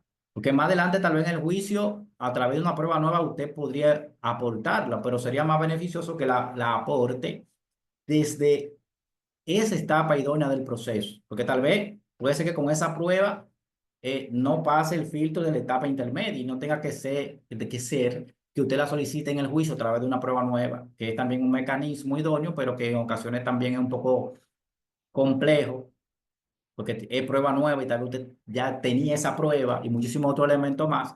Entonces, que usted pueda aportarla en esa fase del proceso y mira cómo usted a través de esa litigación estratégica 147, si ya los plazos de esos 5 días están afectados, están vencidos, que usted pueda reactivar esos plazos y aportar esa prueba en el plazo que le dé el tribunal de la instrucción, en el caso de aplicar. O sea que es un mecanismo extraordinario. Por respeto a los compañeros, yo no voy a citar directamente cuál es el contenido que debe tener cuando se dicta auto de apertura a juicio o cuando se dicta auto en un lugar, porque eso está tanto en el 303 como en el 304. Pero si bien cuando se dicta auto de apertura a juicio, se deben establecer cuáles son las pruebas de las partes, tanto del Ministerio Público, del querellante, del imputado, con que se aperturó se dictó autoapertura a juicio, cuáles son los elementos de prueba que se irían a presentar y además de eso, obviamente, lo que hemos debatido mucho, cuáles son los delitos o los tipos penales que se van a conocer en el proceso, si usted pudo eliminar alguno de ellos o si el Ministerio Público pudo acreditar alguno de ellos o también directamente si es imputado le pueden variar la medida de coerción y asiste. Igual en el 304 establece cuáles son las condiciones por la cual se puede dictar auto o no al lugar, que básicamente eso está definido en el código. La litigación estratégica en esta otra etapa del proceso son las 7:42, para cumplir con el tiempo y poder formalizar alguna pregunta de los compañeros. Como bien había mencionado, si bien es cierto que todas las etapas del proceso son importantes, importantísimas, porque se puede definir desde ese momento si se queda en libertad o no, si se dicta autoapertura a juicio o no, si se dicta auto no al lugar o si está en libertad. La etapa cumbre, donde usted debe darlo todo, porque es donde se va a decidir la culpabilidad o no en el juicio. Y por eso es en el juicio donde participamos todos a través de ese principio de inmediación y donde el Ministerio Público da todo lo que tiene, el querellante da todo lo que tiene, la defensa da todo lo que tiene. Porque es la oportunidad que usted tiene de debatir los elementos de prueba y de demostrar la inocencia o no de su representado. Es en el juicio donde usted tiene que entregarse y dar todo lo que usted tiene en ese momento, porque usted no va a tener la oportunidad, entre comillas, ¿verdad?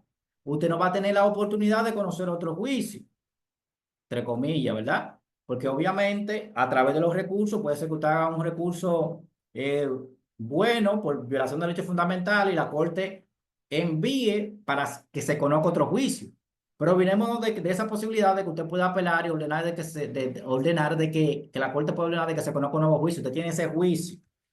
Entonces ahí es que usted tiene que debatir y demostrar los elementos de prueba que usted tiene. Obviamente si puede, porque hay casos que en ocasiones hay que negociarlo. Ahora, usted no pudo negociar con el Ministerio Público, usted se va a litigar su caso, usted entiende de que sí, de que tienen elementos para una decisión más favorable, una solución, o que no no le van a destruir el principio de presunción de inocencia y van a dictar sentencia resolutoria, pues no, pues tiene que hacerlo.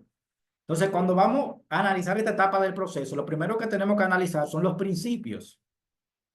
Mire cómo establecimos, cuando iniciamos la medida de coerción, los principios. Entonces tenemos que analizar cuáles son los principios que rigen el proceso en esta fase de proceso de juicio. Y esos principios están en el 69 de la Constitución y están desde el artículo 306 al 302. Y es importantísimo conocer los principios del juicio. Pues como habíamos citado, el autor Robert Alexi establece que los principios son mandato y optimización. Y ante un pedimento, cualquier pedimento que usted le haga a un juez que se lo falle en contra, que usted puede hacer un recurso de oposición, pues automáticamente usted puede citar esos principios y que el juez interprete ese artículo en consonancia con los principios rectores de esta etapa del proceso. Entonces, ¿cuáles son los principios rectores que están en el artículo 69 de la Constitución, referente a que se debe de conocer los procesos, que los procesos son públicos, oral y contradictorio, ¿verdad? La oralidad, la inmediación, la contradicción. Y del artículo 306 al 312 del CPP nos hablan del principio de imputación.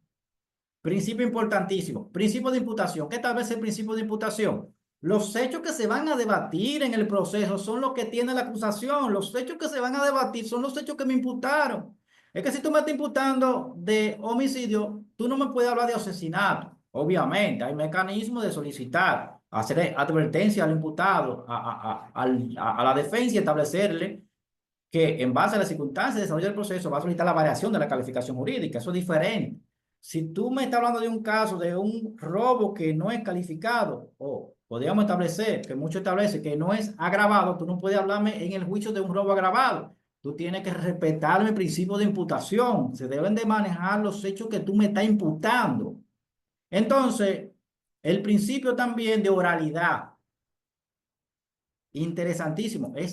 Es necesario conocer los procesos del juicio desde el punto de vista de la litigación estratégica, porque es que podemos estar y podemos intervenir para que cese esa violación del conocimiento del proceso. El juicio es oral. Existen excepciones a través de 312, las pruebas documentales, los informes de los peritos, que pueden ser presentados o pueden ser oralizados mediante la lectura, que es un elemento también que se debe de manejar. Bien, entonces hay excepción a la oralidad, pero el proceso es extremadamente oral y las pruebas deben de ser presentadas de esa forma, que es lo que permite la contradicción, que también es un principio. La inmediación, las pruebas deben de tener contacto con todas las partes. Un arma de fuego que debe ser introducida a través del testigo idóneo. Hay jurisdicciones donde el arma de fuego en ocasiones dice, el arma está ahí, présteme el arma. Eso es una prueba material. Y la resolución 3869 establece que esa prueba material debe ser introducida a través de un testigo idóneo. No pasen esa arma de fuego, porque esa arma de fuego se le ocuparon a alguien. Esa arma de fuego tiene una característica. Esa arma de fuego es un testigo que tiene que enunciarla, decir cómo pasó. Entonces los jueces, ay, ¿qué hago? No, es una situación que debe hacer, un trabajo que debe hacer la defensa. Esa norma entonces no puede entrar. Y si es un tipo de violación a la ley de armas per se, sin la comisión de otro tipo penal o robo, pues entonces el caso se cayó. Entonces se va a caer el caso porque usted tiene la técnica de cómo esa prueba material, la única forma de que se puede introducir es a través del testigo idóneo. Y la decisión o el fundamento jurídico está en la resolución 3869. Interesantísima resolución que hay que leer y releer y releer y releer. Que en ocasiones entendemos de que todos los procesos solamente están en el CPP. No, todos los procesos están en muchísimas resoluciones de atención permanente del Tribunal de la Instrucción, del Tribunal de Primera Instancia, del Código Procesal Penal y la resolución 3869, que ante una falencia del CPP es que va a suplir ese manejo de la prueba en la audiencia. Entonces, esa inmediación y todas esas pruebas deben de estar presentes. Y obviamente, que es un principio de carácter constitucional, la contradicción, que es permitir a través de la oralidad de que se haga un directo, de que se haga un contra, de que se haga un redirecto y de que se haga un recontra. O sea, de que se puedan manejar todos esos elementos, que es lo que va a permitir presentar todos esos elementos de prueba y que el juez pueda ver ante esa presentación de prueba y ese debate y esa contradicción cuál pesa más y quién tiene la razón desde el punto de vista de la litigación. Y el principio de continuidad, que en ocasiones puede pasar y que ha pasado, de que un proceso en ocasiones, hasta caso complejo extenso, ese principio de continuidad establece: iniciado el proceso, se suspende una sola vez. Eso establece el código. Iniciado el proceso, se suspende una sola vez por un plazo de 10 días. Si esa audiencia, que normalmente pasa por Bordelis, pero los jueces lo tienen muy en cuenta, y todas las partes, si no quiere que el proceso se afecte, esa audiencia que se puede suspender por una sola vez, por ese principio de continuidad, son 10 días para volver o no volver, sino continuar eso. Entonces, desde ese punto de vista, observamos cómo el cumplimiento de todos esos principios son importantísimos para la interpretación, para el planteamiento de objeción y para el manejo de las pruebas. Bien, entonces, un elemento importantísimo desde el punto de vista estratégico de la litigación en la fase del proceso es que no se ve, que no es muy común, pero debería ser más común, es el cumplimiento, la observación ciertamente de ese plazo del 305, donde nos da un plazo para nosotros presentar incidente y evitar así tortuosidades del proceso. En ocasiones, usted sabe que tiene la posibilidad de recusar al juez y el 305 le establece que cuestiones incidentales que pueden ser presentados en ese paso del 305 o inclusive recusación, hágalo y usted vaya sanando el proceso.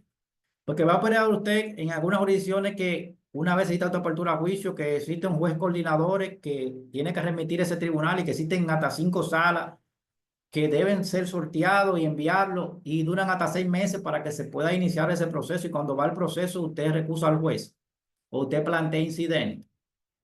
El abogado que le interesa su caso no dilata el proceso. Al final se va a observar que para el cumplimiento de algunos beneficios para el imputado, toda esa táctica dilatoria afectan al imputado. Y a veces entendemos de que incidentar y provocar incidentes y dilatar el proceso, te estamos litigando bien. Sin embargo, no lo estamos haciendo. Porque al final te van a decir, ok, vamos a ver el historial del proceso. El imputado solicitó este incidente, solicitó esto, obviamente. Los pedimentos de derecho no pueden afectar o establecer que son tácticas dilatorias. Ahora, hay criterios jurisprudenciales que establecen que sí. Que el Tribunal Constitucional establezca que no, pero la Suprema establece de que ciertos pedimentos para solicitar la extinción de algunos procesos toman en cuenta esa táctica. Y si se puede establecer que fueron tácticas dilatorias, pues sí se pueden computar esa táctica dilatoria, que en ocasiones usted hace un pedimento y le suspenden las audiencias para 4 meses, le van a restar esos 4 meses. Entonces, son elementos de que de manera estratégica deben de manejar el abogado para que esas suspensiones no se la computen como táctica dilatoria o no las realice en el caso de realizarla. Que la pueda realizar de manera estratégica y le pueda convenir es un elemento que usted tiene que ponderar. Pero el 305 es un elemento indispensable que depende de su estrategia usted pueda utilizar o no. Bien. El alegato de apertura. Usted sabe que vamos desde la teoría a la práctica. Bien, el alegato de apertura es importante y debe de ser realizado. Porque el alegato de apertura no es más que introducir ante el juez, presentarle al juez cuál es su teoría, qué es lo que usted va a demostrar en el tribunal. Entonces, eso le va a permitir al tribunal tener un norte de lo que usted va a hacer en el salón de audiencia. ¿Cuál es la finalidad? ¿Cómo usted se va a manejar? Entonces, como el presidente, los jueces, colegiados, depende del tribunal que esté compuesto, va a saber cuál es su objetivo en la audiencia. ¿Cuáles son las posibles pruebas que usted va a presentar? ¿Cuál es su teoría? Si es negativa, si es violación de derechos fundamentales, si es una teoría positiva, si es una teoría negativa, si es una teoría de excepción. Y que el juez pueda saber, porque usted luego viene el directo, viene el contra. Cuando usted haga una pregunta de que no es objetable, si es objetable o no, porque ya el juez sabe cuál es su finalidad en el proceso. Entonces, eso es lo importante del alegato de apertura. Honorable magistrado, en el día de hoy vamos a trabajar una defensa negativa donde vamos a demostrar a través de la misma prueba que ha aportado el Ministerio Público y la prueba que nosotros hemos aportado de que mi asistido es inocente. En el caso del Ministerio Público, que es culpable en base a esos elementos de prueba que va a presentar. Ya el juez tiene un norte de para dónde va. Ahora, siempre se puede hacer el alegato de apertura. Debemos en ocasiones hacer reserva del alegato. Claro. En ocasiones, usted, depende de su estrategia, usted decide si hace alegato de apertura o no. Porque puede ser de que usted en base a la prueba que tiene, no pueda decirle al querellante o puede decirle al Ministerio Público qué es lo que usted va a demostrar. Porque puede ser de que el Ministerio Público con su prueba obstaculice que usted pueda demostrar eso. ¿Me entiende? Entonces, en ocasiones hay que hacer reserva de ese alegato de apertura para que las partes que lo adversa no sepa cuál es su estrategia y no, ¿verdad? Porque tenemos que decirlo, a través de los testigos que tiene, no desacredite esa posible teoría que usted vaya a tener. De manera que es importante hacer el alegato de apertura y el alegato de apertura de manera teórica, ¿verdad? Tiene cierta característica que puede ser flexible, que puede ser versátil, que puede ser cambiado, y usted decide directamente si lo hace. Lo importante que quiero establecer es que el alegato de apertura es importante porque le dice al juez para dónde usted va, cuál es la finalidad, qué usted va a hacer con su prueba. Y en base a la pregunta que usted va a hacer y esa finalidad, no le van a objetar a la pregunta. Y usted va a poder desarrollar su directo cuando le toque, sea Ministerio Público, sea querellante o sea el abogado de la defensa que presente su prueba. Ahora, si usted sabe de que no le conviene hacerlo, porque le pueden obstaculizar su teoría en base a la prueba que tiene el Ministerio Público, pues entonces hace una reserva de ese alegato de apertura. Mire, uno de los elementos importantes y que deben de ser manejados de forma estratégica es el interrogatorio, que como ya sabemos hay dos tipos de interrogatorio, el interrogatorio directo y el contrainterrogatorio, por aplicación del artículo 326, ¿verdad? Que es donde se habla del interrogatorio en el Código Procesal Penal.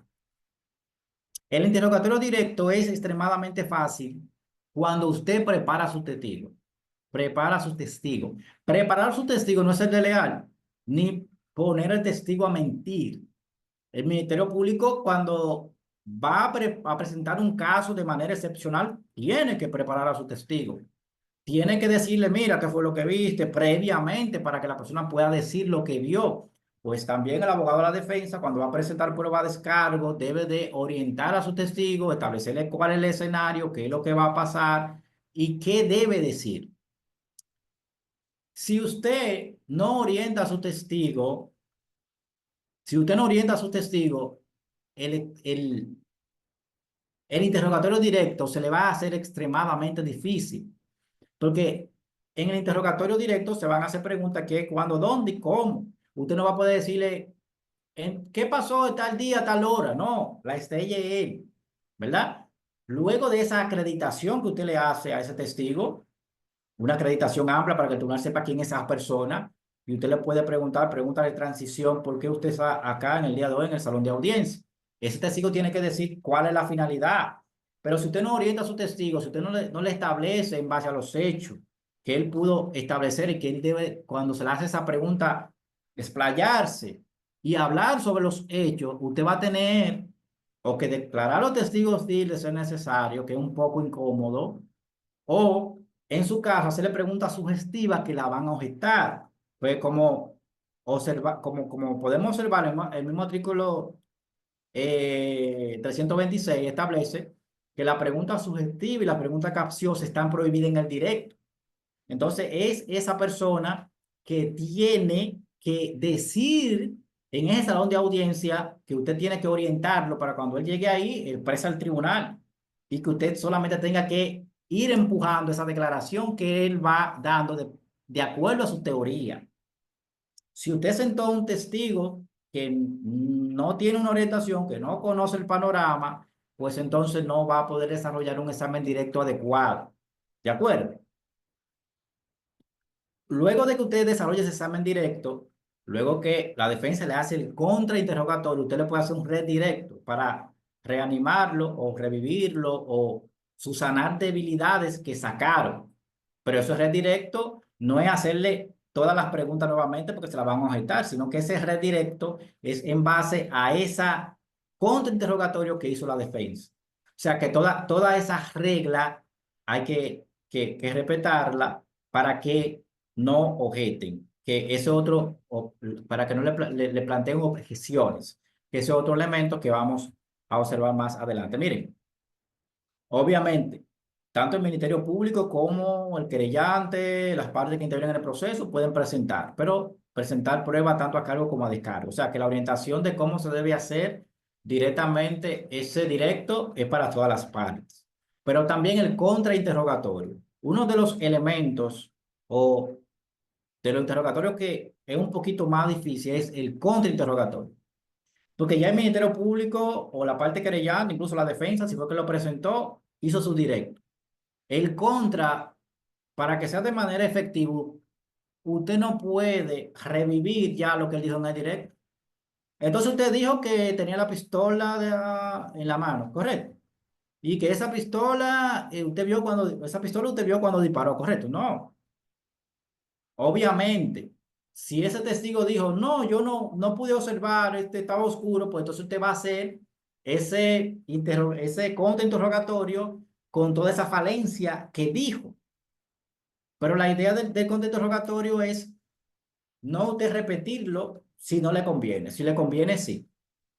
Sacar toda esa falencia. Usted dijo esto, usted dijo esto, usted dijo que no vio, usted dijo que no pudo observarlo. ¿De acuerdo? Pero si no le conviene, pues ya usted tiene que establecer un contrainterrogatorio con objetivo específico. ¿Cómo usted puede hacer un interrogatorio con objetivo específico? Bueno, yo quiero sacar con razón a este testigo que dijo que estaba oscuro. Pues ya es un bloque demostrar que estaba oscuro. Yo quiero establecer de que tiene problemas visuales y que no pudo observar. Ya, entonces, ya usted cuando va a hacer el contra, se para con esos esquemas de interrogatorio. Quiero demostrar con este testigo esto y esto. Entonces usted se para. Usted estableció que eran las 7 de la noche, ¿correcto? Sí. Usted estableció de que en el barrio a esa hora se fue la luz, ¿correcto? Sí. Y estableciendo a eso, la distancia era de 5 kilómetros, ¿correcto? Y usted usa lentes de contacto. Bueno, son cosas que pasan y que evidencian de que la persona que dice que vio no pudo observar, pero son con bloques temáticos que usted quiere demostrar. Porque si usted se para a preguntar por preguntar o a revivir el directo brillante que hizo la otra parte y que desacreditó su teoría, pues no va a ser efectiva. Y los jueces saben cuando está preguntando por preguntar sin ningún objetivo específico, sin demostrar ninguna parte de su teoría. Y en ocasiones, obviamente, el mejor contra es el que no se hace. ¿Por qué? Porque si la persona dice, yo no lo vi, yo no lo arresté, yo no le ocupé nada, ¿para qué usted va a hacer un contrainterrogatorio? Si ese testigo que era a descargo ese testigo que era a cargo fue un testigo a descargo. En ocasiones no hay ni que preguntar, porque cuando usted pregunta, habilita el Ministerio Público para hacer su redirecto y posiblemente declaró testigo hostil y todo lo que dijo que no hizo, presentar una prueba documental, acreditarla y acreditar de que está mintiendo y que ese documento, que mire la prueba aquí, introducir esas pruebas. O sea, son elementos que debemos de ponderar a la hora de hacer el contrainterrogatorio, cómo hacerlo, cuándo hacerlo y la pertinencia para hacerlo o no. Un elemento indispensable son las objeciones desde el punto de vista estratégico y que están en la resolución a partir del artículo 20 de la resolución 3809 sobre el manejo de la prueba. En ocasiones, que es también cultura que debemos de ir eliminando, entendemos que las objeciones solamente se hacen a la pregunta y que las objeciones no pueden ser atacadas. Si observamos, la resolución 3869 establece que las objeciones son un mecanismo legal que pueden ser utilizados por las partes durante el conocimiento de una causa con la finalidad de manifestar su oposición a la formulación de preguntas, bien, argumentos, actitudes procesales o considerada indebida, evidencia inadmisible o cualquier actuación contraria al correcto lineamiento de cómo se debe conocer el proceso. No solamente debemos estar la pregunta. Le están haciendo señas de manera incorrecta al imputado, que lo están intimidando a través de señas, objeción. No solamente podemos objetar la pregunta, sino que debemos de objetar todas esas circunstancias y todo lo que violente el debido conocimiento de los procesos. al proceso que, que usted lo tiene perdido en base a toda la prueba que tiene el querellante o que pueda tener el Ministerio Público. Y en base a un uso estratégico y efectivo de las objeciones, hay pruebas que no pueden entrar. Y son pruebas fundamentales que no pueden entrar en el proceso y el juez no puede observarlas. Y el caso básicamente estaba ganado. Y en base a esos mecanismos estratégicos de la objeción, esa prueba no puede entrar o el testigo no pudo dar una declaración efectiva. Existe una insuficiencia de prueba, pero también el Ministerio Público puede atacar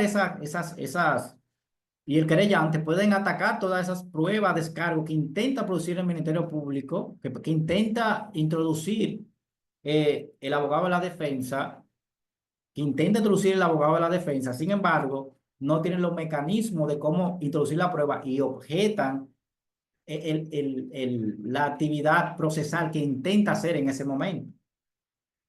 La misma resolución 3869, a partir del artículo 20, establece que todas las partes pueden objetar la actividad procesal contraria al debido proceso. O sea, no solamente tenemos que objetar las preguntas, son muchas circunstancias que se pueden objetar. El mismo artículo 326, que es un poco limitativo con relación a las objeciones y demás, 326, sino que debemos de suplirnos de la sección 3869 a partir del artículo 20 sobre la forma de las objeciones, cómo se plantean, establece que las partes pueden objetar durante el interrogatorio de testigo la formación de preguntas que sean argumentativas, que sean repetitivas, que sean capciosas, o sea, ahí están todos los tipos de preguntas que pueden ser objetadas, que se amplían en la resolución 3869. Bien, ¿a qué se le puede hacer las objeciones? Pregunta capciosa, pregunta compuesta, pregunta repetitiva, pregunta que acreditan otro hecho. Todas esas preguntas. El manejo de la prueba también, cuando son cuestiones privilegiadas de que no pueden ser presentadas al público o que no pueden ser presentadas porque se traten de violación de la intimidad o recolección indebida. Todas son objeciones que se pueden hacer. Igual, una táctica muy efectiva cuando usted hace un planteamiento de una objeción, y que se ve mucho y que todo lo hacemos, ¿verdad? Cuando usted hace o solicita una objeción y que esta objeción es rechazada, pues usted puede interponer un recurso de oposición. Hay un recurso de oposición que está en el artículo 406, 407 y 408, que puede ser en audiencia o fuera de audiencia.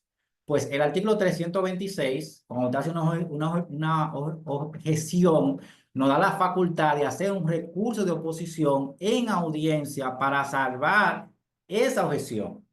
Ahora, cuando usted hace ese recurso de oposición, usted debe de ser cuidadoso, porque no debe de evidenciar de manera directa, en base a la pregunta que se está realizando, qué es lo que usted quiere con esa pregunta. Pero usted puede salvar su objeción para que dicha objeción sea admitida y esa pregunta no puede entrar al proceso.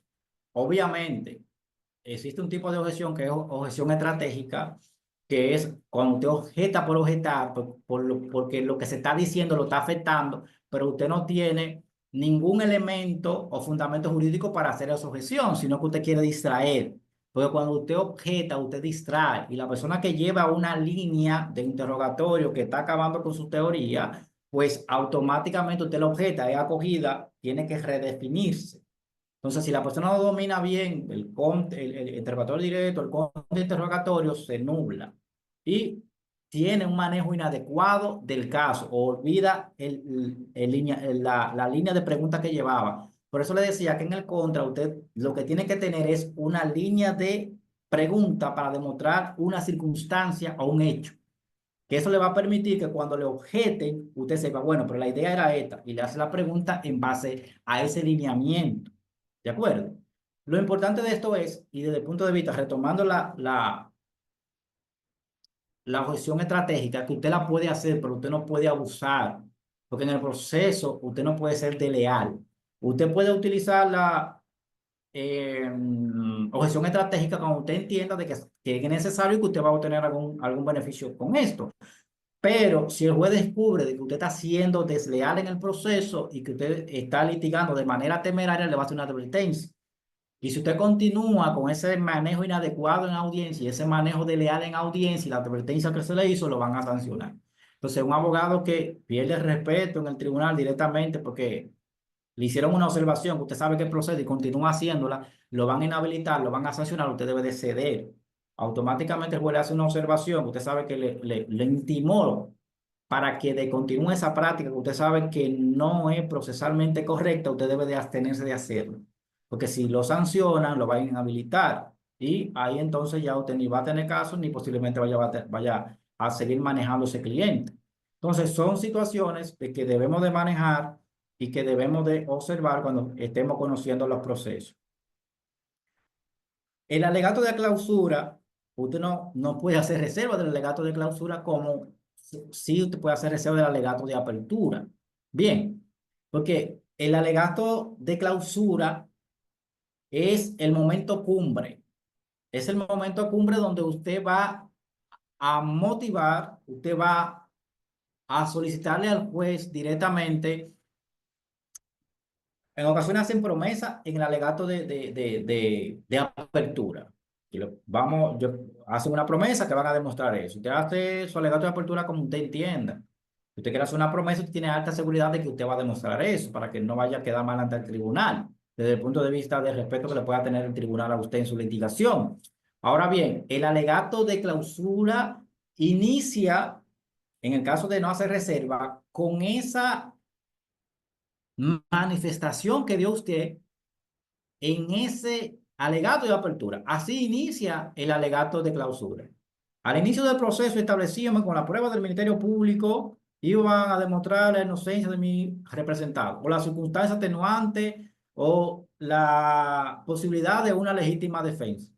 Efectivamente, con la prueba del Ministerio Público y la prueba que hemos aportado, demostramos esto. O sea, que en ese alegato de apertura, usted lo que va a hacer una introducción en el alegato de clausura, una introducción de ese alegato de apertura que dio al inicio, con los hechos que se conocieron en el proceso, un análisis crítico de las pruebas, un análisis crítico de esos tipos penales que se probaron o si no se probaron, depende si es Ministerio Público, abogado querellante o defensa, y al final una conclusión desde el punto de vista de los tipos penales que se probaron o una crítica a esos tipos penales, si se probaron o no se probaron, o si hay circunstancias atenuantes o no.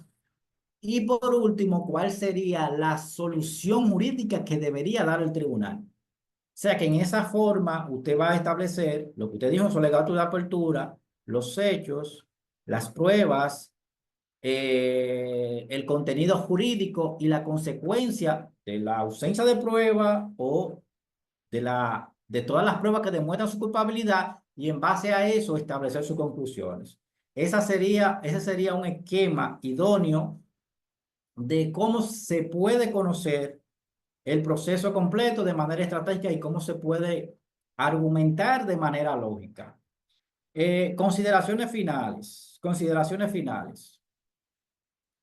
Para llevar una litigación estratégica en un proceso, lo primero que usted tiene que conocer, puede ser un abogado que se graduó recientemente, lo primero que usted tiene que tener en cuenta es que usted tiene que tener un conocimiento extremado del expediente. Es que usted tiene que saber sin la necesidad de buscarlo, de que tiene una acta de registro de ley 50 par de 8, donde las sustancias que se le ocuparon fueron tantas, y que el color de esa sustancia fue embalada en una funda blanca de color rosado y 4 de color negra. Usted tiene que saber qué tiene ese expediente, es todo que usted tiene que saber de ese expediente. Porque si usted no conoce su expediente, usted no va a poder preguntar. Si usted no conoce su expediente, usted no va a poder objetar. Porque el Ministerio Público, la parte que esté en el proceso, le va a hacer preguntas, pero usted no conoce el expediente o la característica de ese expediente. El abogado debe de conocer el expediente. El abogado, para tener una litigación estratégica, ¿verdad? Nosotros como abogados debemos de conocer la norma que estamos manejando, o sea, el Código Penal o una ley especial, la Constitución, la doctrina y la jurisprudencia. En ocasiones no es conocer solamente la norma, sino conocer los criterios del juez. Si usted va a litigar a una jurisdicción diferente, tiene que saber cuál es el criterio de ese juez. cómo falla ese juez, cuál es el pensamiento de ese juez, porque a veces no es solamente conocer la norma, tiene que conocer los criterios del juez. Bien. El dominio de la voz, la entonación, cuándo subir la voz, cuándo bajar la voz, cuándo expresar emociones. Como le dije, ser técnico. Usted va donde en una fase de medida de coerción, hablar de hechos, de los hechos, de los hechos, de los hechos, y se olvida de que en la audiencia de medida de coerción lo que se va a hablar ciertamente de los hechos, creo que son modos, si no le afecta, pero de presupuesto, de procedencia de medida, de ausencia de peligro de fuga. Eso es una medida de coerción y eso son lo que se deben hablar. Entonces, el tecnicismo te permite resumir muchos hechos. No están las condiciones anulables referente al peligro de fuga que establece el 229. Presentamos estos presupuestos. No están las condiciones que establece el 227 ni los principios del 222. Ya usted le dijo en ese momento todo lo que establece la norma sin la necesidad de citarlo. Si el juez técnico lo va a entender. La capacidad de síntesis, el respeto a los jueces, el respeto al Ministerio Público, el respeto a la parte, el respeto a la víctima. Todo eso son situaciones que usted debe de manejarse. Si usted comienza a ofender a los jueces, recuérdese que posiblemente usted vaya a tener razón, pero va a perder el caso. Porque los jueces son humanos, son personas y van a fallar en base a esos pedimentos que usted le está haciendo. Entonces debemos respetar a los ministerios públicos, a la víctima. A veces usted se quiere burlar de la víctima, hay unos jueces que lo están observando que van a ejercer la protección de esa víctima que ya está siendo vulnerada. O sea, debemos de litigar con respeto, como le dije, desde el punto de vista de las lealtades procesales, de respetos a los jueces, que en base a su función tienen un respeto. Obviamente nosotros también tenemos el mismo respeto, pero a todas las partes del proceso. Cuando usted litiga de manera potable, de manera decente, de manera técnica, pues el caso usted lo maneja mejor. Por eso le digo que en ocasiones debemos de manejar el ego o de que sabemos que tenemos conocimiento, porque en ocasiones usted puede tener mucho conocimiento de una norma, pero quien van a fallar son los jueces. Entonces debemos de tener manejo de todo eso. La recusación, no por todo se recusa. Se debe de recusar a los jueces cuando usted entienda de que es prudente hacerlo y que procede a hacer esa recusación. La argumentación jurídica. La argumentación jurídica es importantísimo, pero nunca debemos argumentar o establecer argumentaciones desde la interpretación propia. Porque si usted no ha escrito libros referentes a esa materia, si usted no ha creado precedentes referentes a esa materia, usted no es una figura de autoridad con relación a esa materia. No es lo mismo usted decirle a un juez de que se violentaron derechos fundamentales porque yo lo pude identificar en un documento, a que usted diga, aquí se violentó un derecho fundamental porque están dados estos elementos, en armonía como establece Eduardo Jorge Prat en su libro referente a la garantía constitucional en tal página, y como ha establecido la Suprema Corte de Justicia en varias sentencias, entre estas la sentencia de tal fecha del año 2025. Asimismo se ha referido el Tribunal Constitucional referente a la protección de esta garantía en tal sentencia, en tal sentencia, en tal sentencia, en tal sentencia.